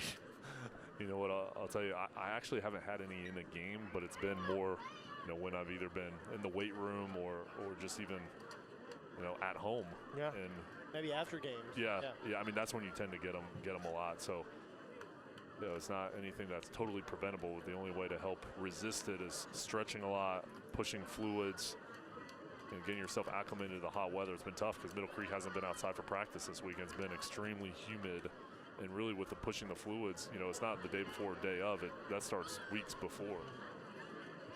Well, what a way to kick off our inaugural Friday Night Rivals series on MyRDC, presented by My Computer Career. And hopefully the rest of the games here in the eastern part of the state in Wake County are going to be just as good as the game that we've had so far tonight. Yeah, it's been fun. I mean, these teams see so much talent on the field. It's fun to watch, you know, really good players, good coaches, good programs where these games mean so much to This is week 3 of the season. These teams, I've been impressed by their play, and even the mistakes they've made are totally correctable. 2:49 to go in this contest. Middle Creek trailing by 6. You saw Coach Ragland a moment ago huddle his entire offense around him. Coach Lucas still coaching up his defense, mainly his secondary. That was the group that he was most concerned about coming into this game with the high-octane passing offense of Middle Creek. There's a lot of stress on them tonight, just with the history of Middle Creek and what they can do throwing the football. He knew it was going to be a challenge, and I think they've done a good job in some areas. They've given up some big plays, but there's always room for improvement. But the bottom line is they've only given up 9 points. Well, they've done a good job. Well, so far for Brown tonight, 11 of 39 for 186 yards as Dickens walking off under his own power.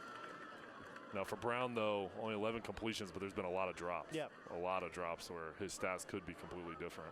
A guy that last week in the win over Heritage threw for 280 yards was 18 of 34. So he's been pretty good in terms of completion percentage over the last couple of weeks. Well, he came in the ballgame 63%. So, for him, he's an accurate quarterback, and he can continue on plays moving out of the pocket. It's been tough, though, tonight with some of the drops and just the pressure he's faced. Only a junior, so his stock going to continue to rise. Clock starts to move again on 2nd down and 9 for the Mustangs. Shotgun snap for Brown, dumps one over the middle, incomplete. Threw it behind his intended target, looking for Ellis there on a crossing route, and the Mustangs facing a 3rd down. For the Wake Forest defense here, the safeties have to play back. You cannot give up a big play. Safeties only playing about 10 yards back, but here an underneath route. And, just another opportunity not able to convert. Do you bring a blitz here if you're Wake Forest? I wouldn't, because I wouldn't want to give up a big play or possibly get somebody out of alignment. Play safe. 3rd down, looking near side, pass complete. It's Suggs again who makes the catch and gets out to the 17-yard line. That'll move the chain for the Mustangs. Another Blue Cross Blue Shield 1st down. Be bold, be confident, live fearless, North Carolina.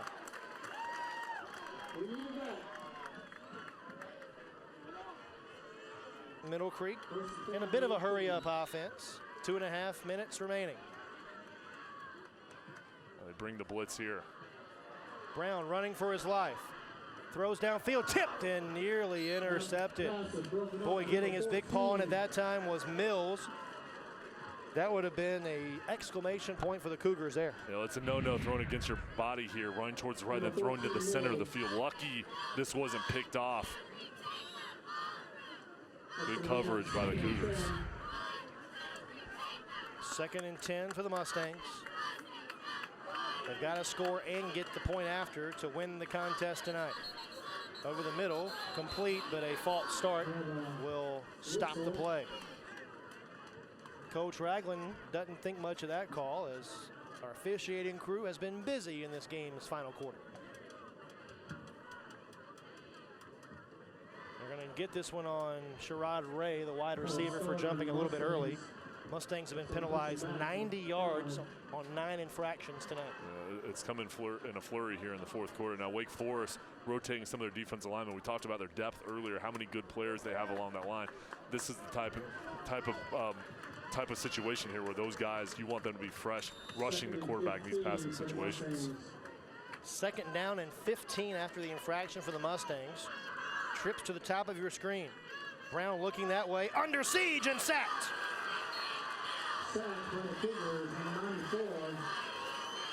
Tag Bullock with the big hit for Wake Forest. Bullock here coming off the edge on the bottom of the screen. Nice swim move to the inside, and Brown not a lot of time there, getting pressure in his face. And Bullock, well, he's tall, rangy. He was next to me down on the field. I was impressed with how big of a kid he is, and still a lot of room to grow and put more weight on. 3rd and 23. Brown throws up a prayer that's dropped. Hit Mills right in the breadbasket, but couldn't haul it in. And now 4th and 23, 1:48 to go. Coach Sonnhalter, what's the call? Well, I mean, in this situation, it's kind of tough either way because you can kick the ball here and you still have 3 timeouts. If you think your defense can stop Wake Forest, then you're going to have an opportunity to get the ball back with a little over a minute left, and it looks like that's what Coach Ragland's going to do. He's going to play the percentages and hope that his defense can stop the Cougars here, because otherwise, if you go for it here, you'll have 3 timeouts, but if you don't get it, Wake Forest is going to have excellent field position to put the ball either through the uprights for a field goal or score a touchdown. Wake Forest going to try and set up a return. There's a flag. The Mustangs are going to be called for a delay of game here. So that'll back Middle Creek up half the distance. And now Holmes will be standing at the very back line of the end zone here. We've already seen one mishandled snap. Got to get off a good snap here and avoid another safety. Perfect snap, plenty of time. Returnable for Haywood from inside the 40. Stumbles, keeps his balance. Down the sideline and pushed out of bounds near the 20-yard line. 95 seconds to go with Wake Forest up 6. Wake Forest, they're already in field goal position now, Chris. I mean, special teams there picking up those positive yards. Wake Forest, they can go ahead if they don't gain anything here. Still great range for their field goal kicker.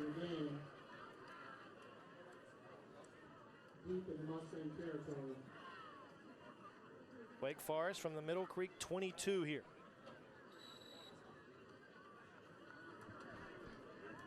Cougars not in a very big hurry with 95 seconds remaining. I don't imagine you'll see this ball in the air very much on this drive at all, or at all. I make a bet it's going to be on the ground. Jones fights ahead inside the 20-yard line, and Middle Creek's going to signal a timeout immediately. Only took 4 seconds. But Wake Forest into the Wake County 86 IT green zone. Help keep Wake County litter free and 86 your trash. 2 timeouts remaining for the Mustangs. Well, the issue here, as you pointed out, Jay, guarding field goal range.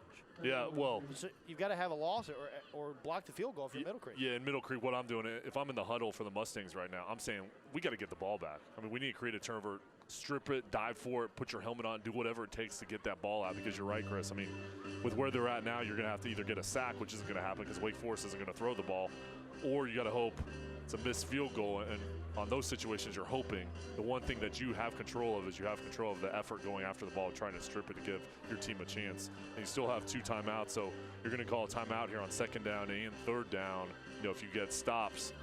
So there's still time left on the clock, but you got to get the ball back somehow, some way, without any points being put up on the board. Obviously, Highsmith's had a very big game defensively for Middle Creek tonight. Is he a guy that if you're Wake Forest, you're keying on knowing where he's at on that defensive line? Oh, I'd put 3 guys on him. Well, first of all, I put 3 guys on him, but I'd run away from him. Well, sure. Now they've done that tonight, and he still found a way to get him. But in some of those circumstances, he's unblocked. So, yeah, you've got to. If you're a coordinator on both sides, offense and defense, you've got to recognize the best player, and you've got to do a way to slow him down or kind of neutralize that strength. And Highsmith's been outstanding. So, yeah, you got to put 2 guys on him and run it the other way. Run to the opposite side of him. Final 91 seconds from Apex tonight, and what's been a barn burner in our first ever Friday Night Rivals game in Wake County. Presented by My Computer Career here on My RDC. 2nd and 6 for the Cougars. It's Jones again. First down for Jones. It'll be 1st and goal Wake Forest as the Cougars try to salt this one away. It's another Blue Cross Blue Shield 1st down. Be bold, be confident, live fearless, North Carolina. And the Wake Forest huddle, it's a good feeling right now. You've had this ball for a while here this quarter, doing a good job running the ball. You've gotten stronger as this game has gone on. This offensive line is doing a good job getting push up front. No timeout call by the Mustangs. Wake Forest biding their time as Hillman eyes the play clock on the upper left-hand portion of your screen. Back to Jones. Fighting inside the 5 and stonewalled at the 4. And now do the Mustangs want a timeout? They do. With 52 seconds left, Middle Creek has 1 timeout remaining. Chris, we talked about stripping the football for the Mustangs. On the opposite side, Wake Forest, you got to put two hands on the ball. And if you're getting held up, if you feel any opposition, go to the ground. It's not worth getting an extra yard or two. You got to go to the ground because the last thing you want here is a turnover. We have yet to have an offensive touchdown in our game tonight. We've had field goals, 3 field goals for Middle Creek, a couple of field goals for Wake Forest, and a 90-yard kickoff return for a touchdown. That's been the story of this evening's game. Defensive struggle. Back to the good old days of football. Spoken like a guy who played tight end and fullback and a number of other positions.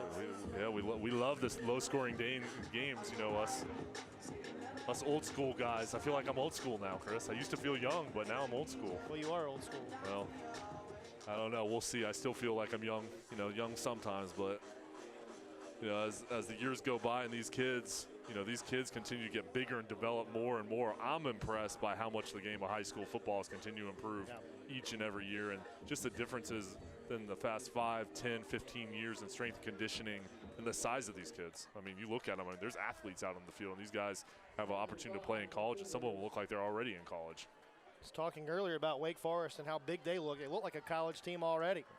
2nd and goal for the Cougars. Jones totes the mail again and has 6 for the Cougars. The exclamation point for Wake Forest.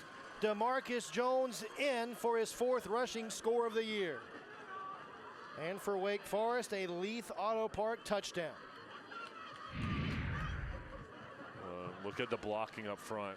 Double team up the middle, and then Jones staying very patient, reading his blocks, going in the end zone. Chris, there's a reason why they've won 33 in a row. They haven't played perfect tonight.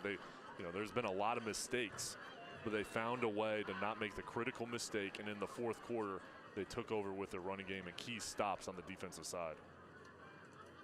Cougars getting set for the extra point. It's Parrish who splits the uprights, and Wake Forest with a 2-score lead.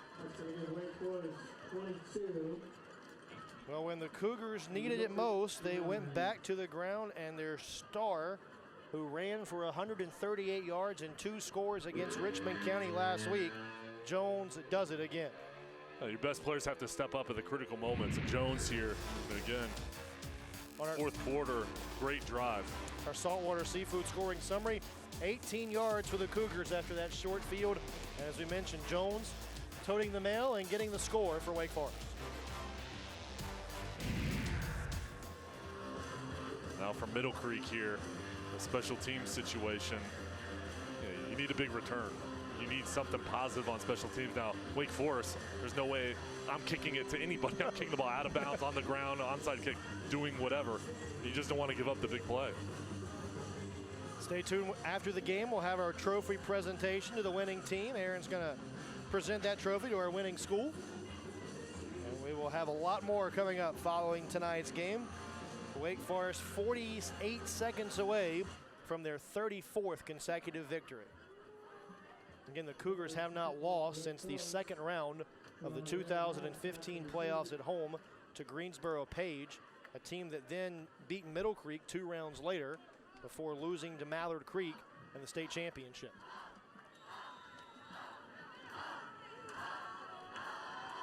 It's Harris to kick it away. Another Next Care kickoff will sail into the end zone.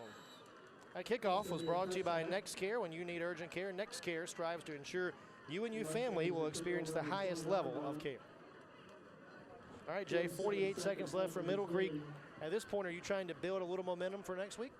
Oh, definitely. I mean, anytime you have time left on the clock, there's always something you can get better at, and you've got to execute. I mean, right here, not a lot of time left, obviously looking bleak, but you got to throw some bombs. I mean, you got to take some chances, and you got to make sure your offensive line can protect up front. But Brown, he's got a strong arm. You've got good wide receivers. You need to take shots down the field.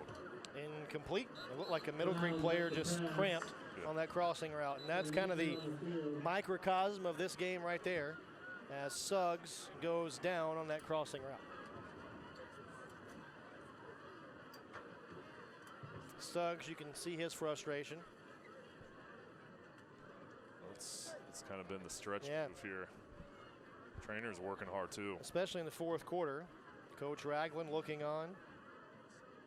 A valiant effort from his club. They'll lose their season opener at home for the first time since 2008 tonight. But tell you what, Middle Creek gave Wake Forest a game. People are going to see the score, see the highlights, and say, oh, 22-9, Wake Forest won again. But tell you what, this was a game that was really in doubt for the majority of the contest. Yeah, I mean, I've been so impressed with their defense because in the prior years, when they played Wake Forest, that was kind of where there's a mismatch, and Wake Forest was able to control the line of scrimmage. But boy, they're physical, they're fast.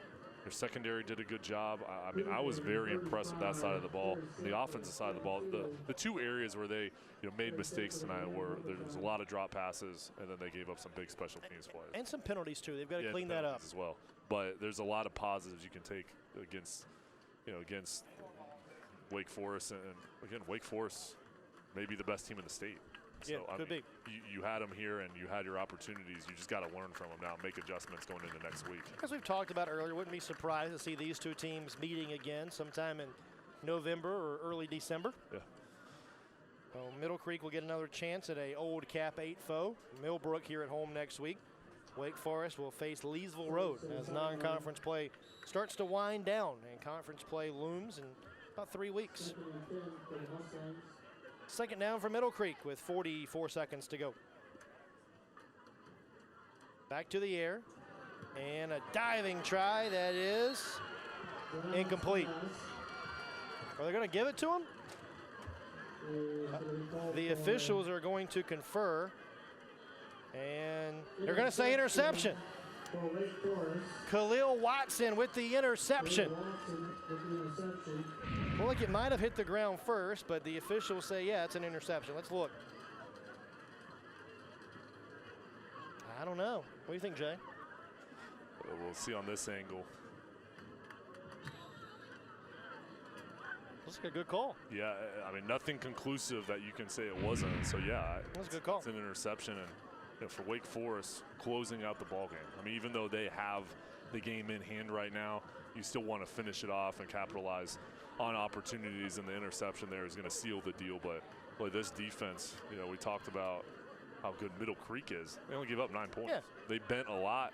But they only gave up 9 points. All field goals. Plays. Yeah, 3 field goals. Especially inside the red zone, this Wake Forest defense was really, really good. Cougars can just take a knee and start to salt this one away. Hillman takes the knee. Coach Lucas had some high praise for his quarterback, Seth Hillman, the senior. Said he was going to do all the right things all the time in the classroom, in the community. He's a guy that wants to be the face of the program, and he was the face of the program for Wake Forest tonight, as the Cougars will not have to run another play, and the streak is going to live on for one more week. Wake Forest has now won 34 straight games as they come on the road and defeat Middle Creek 22-9. It's a tough battle. I mean, both these teams play so hard. These kids, so many cramps tonight, and that's stuff you can't control, but they played hard, and they battled through the conditions, and this game really could have gone either way. Deep into the fourth quarter, Wake Forest just made a couple big plays. Didn't have those big mistakes, Chris. Sometimes it's not about the big plays, it's about the mistakes. We'll have more, including the trophy presentation, coming up after this. Wake Forest wins it 22-9 on Friday Night Rivals on MyRDC, presented by My Computer Career. Look at these. They're valuable Rooms to Go coupons you'll find in your newspaper or on your Rooms to Go app. Coupons that you can use Friday through Monday, Labor Day. Coupons that save you big money on great-looking furniture. So find them and bring them along. Save a ton of extra money and finance interest-free until February 2023, with payments starting at $9 a month. So buying is easier than ever. That's Friday through Monday, Labor Day. Shop Rooms to Go, get extra savings with bonus coupons, and great Labor Day savings throughout the store. Mike here from Leith Auto Park Honda in Cary. And we've got clearance pricing for a limited time on award-winning models during the Honda Summer Spectacular Sales event. We don't play any games or gimmicks because we don't have to. Our amazing staff and tremendous selection keeps our customers happy, and our Leith Peace of Mind pricing keeps them coming back. Don't forget, you'll also get Auto Park for life. That's oil changes, loaner cars, and more, all at no cost to you. So hurry in to Leith Auto Park Honda in Cary before time runs out. Leith Auto Park Honda. It's easier here. Saltwater Seafood has the freshest seafood in town and the best customer service. Saltwater has the freshest seafood in town and the best staff. Saltwater gets their fish fresh every morning. Hey, Dante. Check out the catch of the day at saltwaterseafoodnc.com and join our mailing list for weekly specials. Our fresh fish come daily from the North Carolina coast, and we're open every day but Monday. I love their fresh fish right here at Saltwater. Wake Forest wins it 22-9. They've now won 34 consecutive games. This is Friday Night Rivals on MyRDC, presented by My Computer Career. And on the field now, Aaron Summers standing by, ready to present the trophy to the Wake Forest Cougars tonight. Aaron? Coach Lucas, what does this win say about your team's ability to grind out and play to the end of the game? Well, it makes me proud as a coach that we're playing for 4 quarters in tough games like this. It's hot out here. Guys was cramping up, but our guys were able to push through it, so I'm proud of our guys for that. How important is a game like this for what you guys want to accomplish this season? Well, back-to-back 2 tough games, so that's telling me our guys can play back-to-back playoff-type games, and that's important as you move into the heart of your season. Congratulations on the win. You guys earned the first ever Friday Night Rivals Champion Trophy. Thanks a lot. Thanks a lot. Guys, this is your trophy.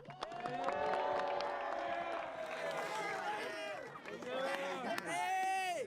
Thank you, guys. Have a day. Have a day. Have a day. All right, let's 22-9, just your closing comments this evening. Well, Coach Lucas said it. They grinded it out, and he learned a lot about his team tonight, the ability to fight through pressure, fight through the conditions, and win against a great Middle Creek team. And Middle Creek, a lot of positives they can take away as well. Partner, enjoyed it. We'll see you next week. Great game. Can't wait. All of us like to take a moment to thank the wonderful folks at My Computer Career, Oxnard Permar, and Hendricks Chevrolet, who made these games possible for you, the viewers at home. We'd also like to thank the other great supporters and their contributions of Friday Night Rivals: Wake 86 IT, Blue Cross Blue Shield of North Carolina, the United States Marine Corps, Miller Mott College, Auto Park Honda, Saltwater Seafood, and NextCare. We'd especially like to thank Middle Creek and Wake Forest for being such great teams and hosts. For Jay Sonhalter, Aaron Summers, and the rest of our terrific team, I'm Chris Edwards saying so long from Apex, where the Cougars win their 34th straight, 22-9 over Middle Creek. So long, everyone. The Labor Day sale at Mattress Firm ends Monday, so act fast because these deals are popular. Just ask Lance from New York. Right now, you too can take home a free adjustable base up to a $699 value free with your qualifying mattress purchase. Or for a limited time, we've dropped the price of a king to a queen and a queen to a twin. Plus, every bed is on sale with savings of up to $600. Hurry in, the Labor Day sale ends Monday. Your budget stretches further at Mattress Firm. Plastic bottles in North Carolina are creating jobs in our communities. They are separated, sorted, and packaged by your neighbors. Bottles are ground into small pieces called flake by your friends. The flake is clean and melted into pellets, then transformed into socks, your favorite shirt, the carpeting in your car, as well as other bottles. When you recycle plastic bottles here in the Carolinas, you're providing employment for an estimated 3,500 people. When you recycle your plastic bottles, you're making a positive impact on your community. Your bottle means jobs. It's the final days of Nissan's Bottom Line Model Year-End event. Get big clearance savings on the last of our 2018s. Like Rogue, that can stop and start on its own in heavy traffic. The bottom line, Nissan has received more initial quality awards than any other brand. Get a low $199 per month lease on the 2018 Rogue, or save up to $4,680 on the 2018 Altima. But hurry, the bottom line and our 2018s are almost gone. Stepping into the unknown, it can be difficult to find the way. But with the compassion of the cross and the security of the shield, obstacles become openings.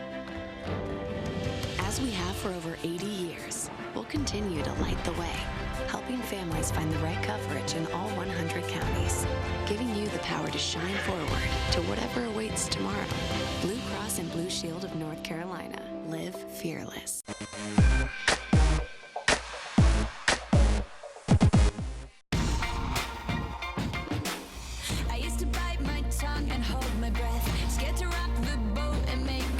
For countless hours, they've trained, quietly striving to join their heroes. Then, on a magical night in Philadelphia, their efforts were rewarded. I got the eye of the tiger.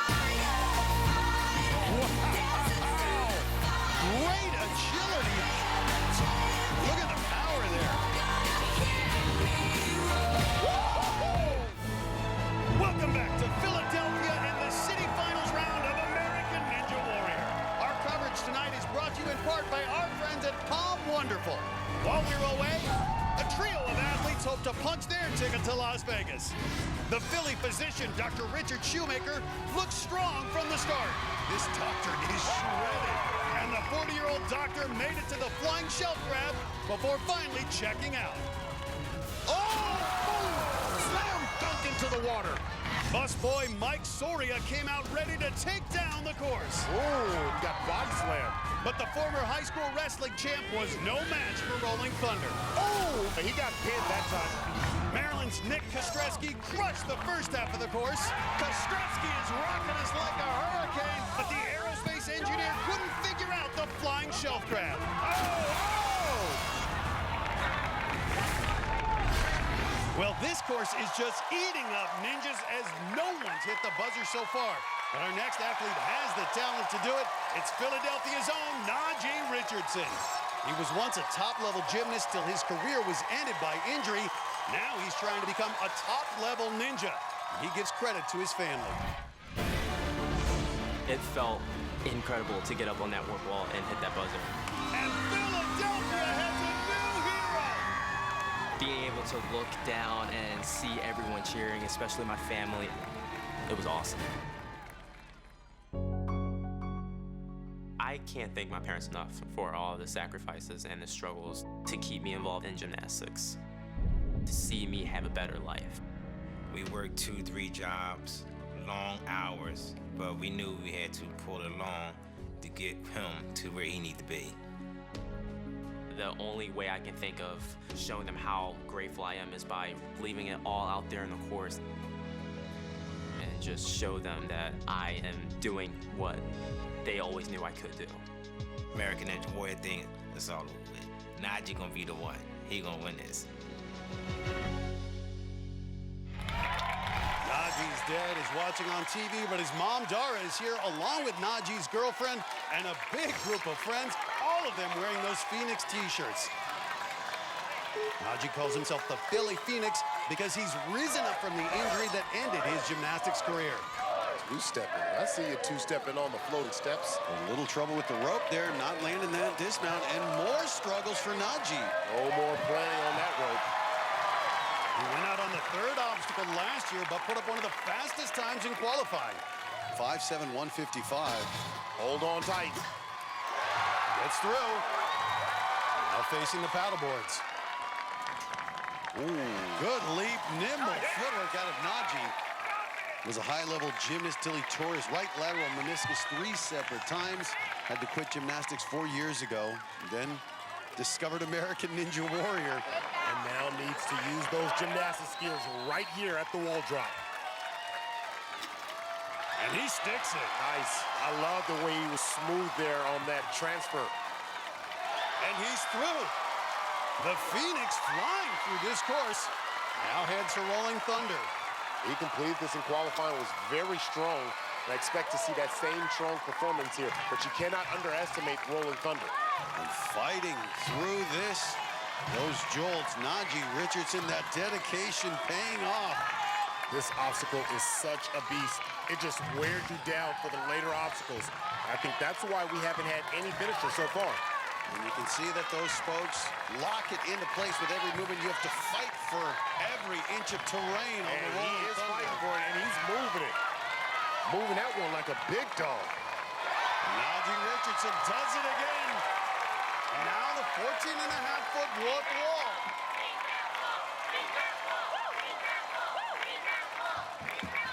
Woo! Wow. What a leap! Fly like a Phoenix bird. I see you, baby.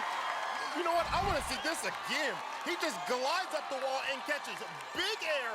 And look, his hands are another 2 feet above the rim. My goodness. Now staring down the salmon ladder. It's the first time he's seen any of these back half obstacles. Got to get up 4 rungs. Look at Najee. Look at hometown Philly boy. Very strong. Now he reaches the flying shelf grab. Can he be the first to finish this course? Nice. Nice. This is a Philly boy. Nice. Finish this, and he's assured a spot in Vegas. Woo!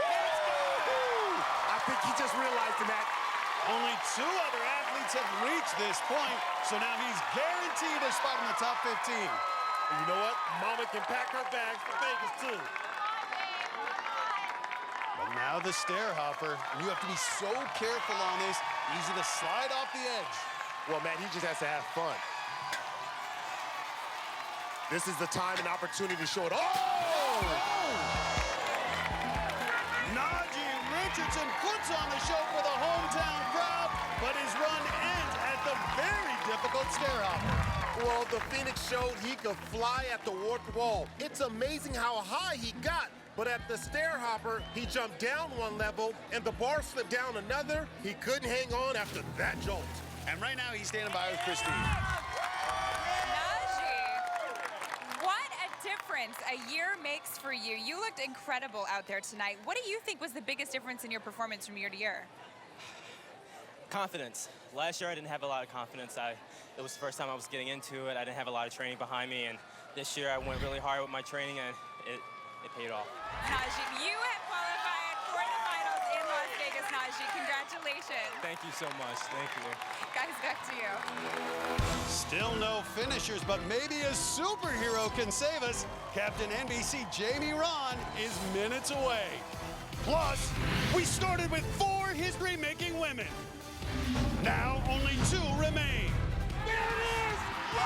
And one of them is coming up. Michelle Larkin makes history when American Ninja Warrior returns.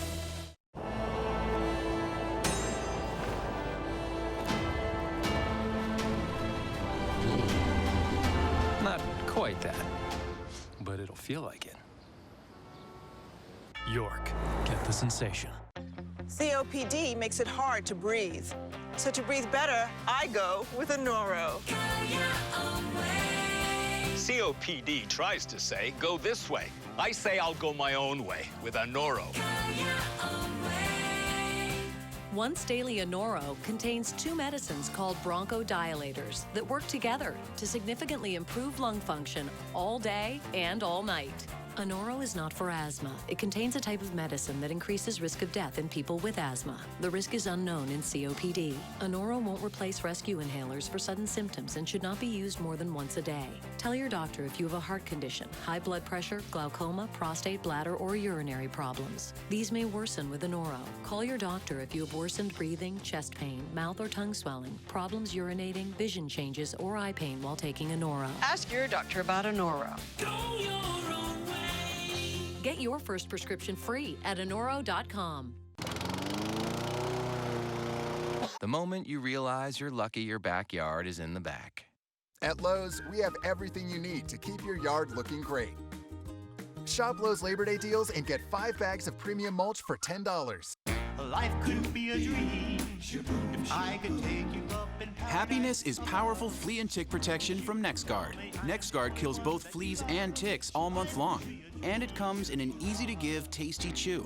So you'll be happy you're keeping your dog protected with NexGuard. No wonder it's the #1 choice of vets for their dogs and yours. See your veterinarian for more information on flea and tick protection you and your dog will love. NexGuard, the vet's #1 choice.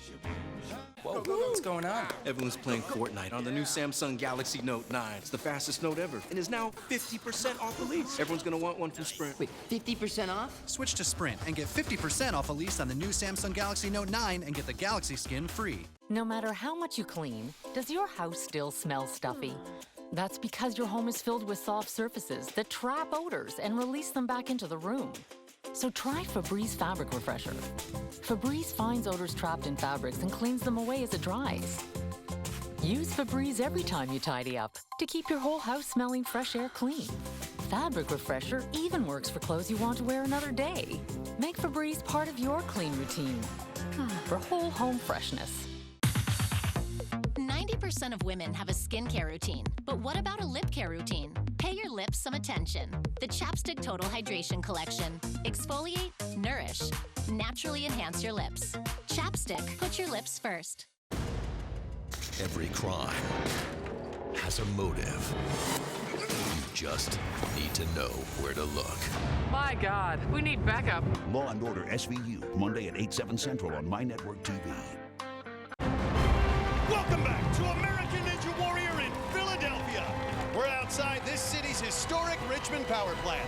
With 4 women in our city finals for the first time ever, we knew it would be a historic night, but Akbar, tonight we may be witnessing history of a different kind. Well, that's right, Matt. We're 2/3 of the way through the field, and so far, nobody's figured out this course. Minutes ago, Brandon Pandell went down at the flying shelf grab.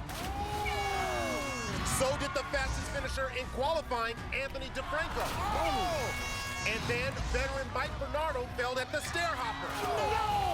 So far, 20 people have started the course, 0 have finished. Well, we've never had a city finals without at least one finisher, but maybe a superhero can save the day. Up next is Jamie Ron, the New Jersey gym owner who's better known as Captain NBC.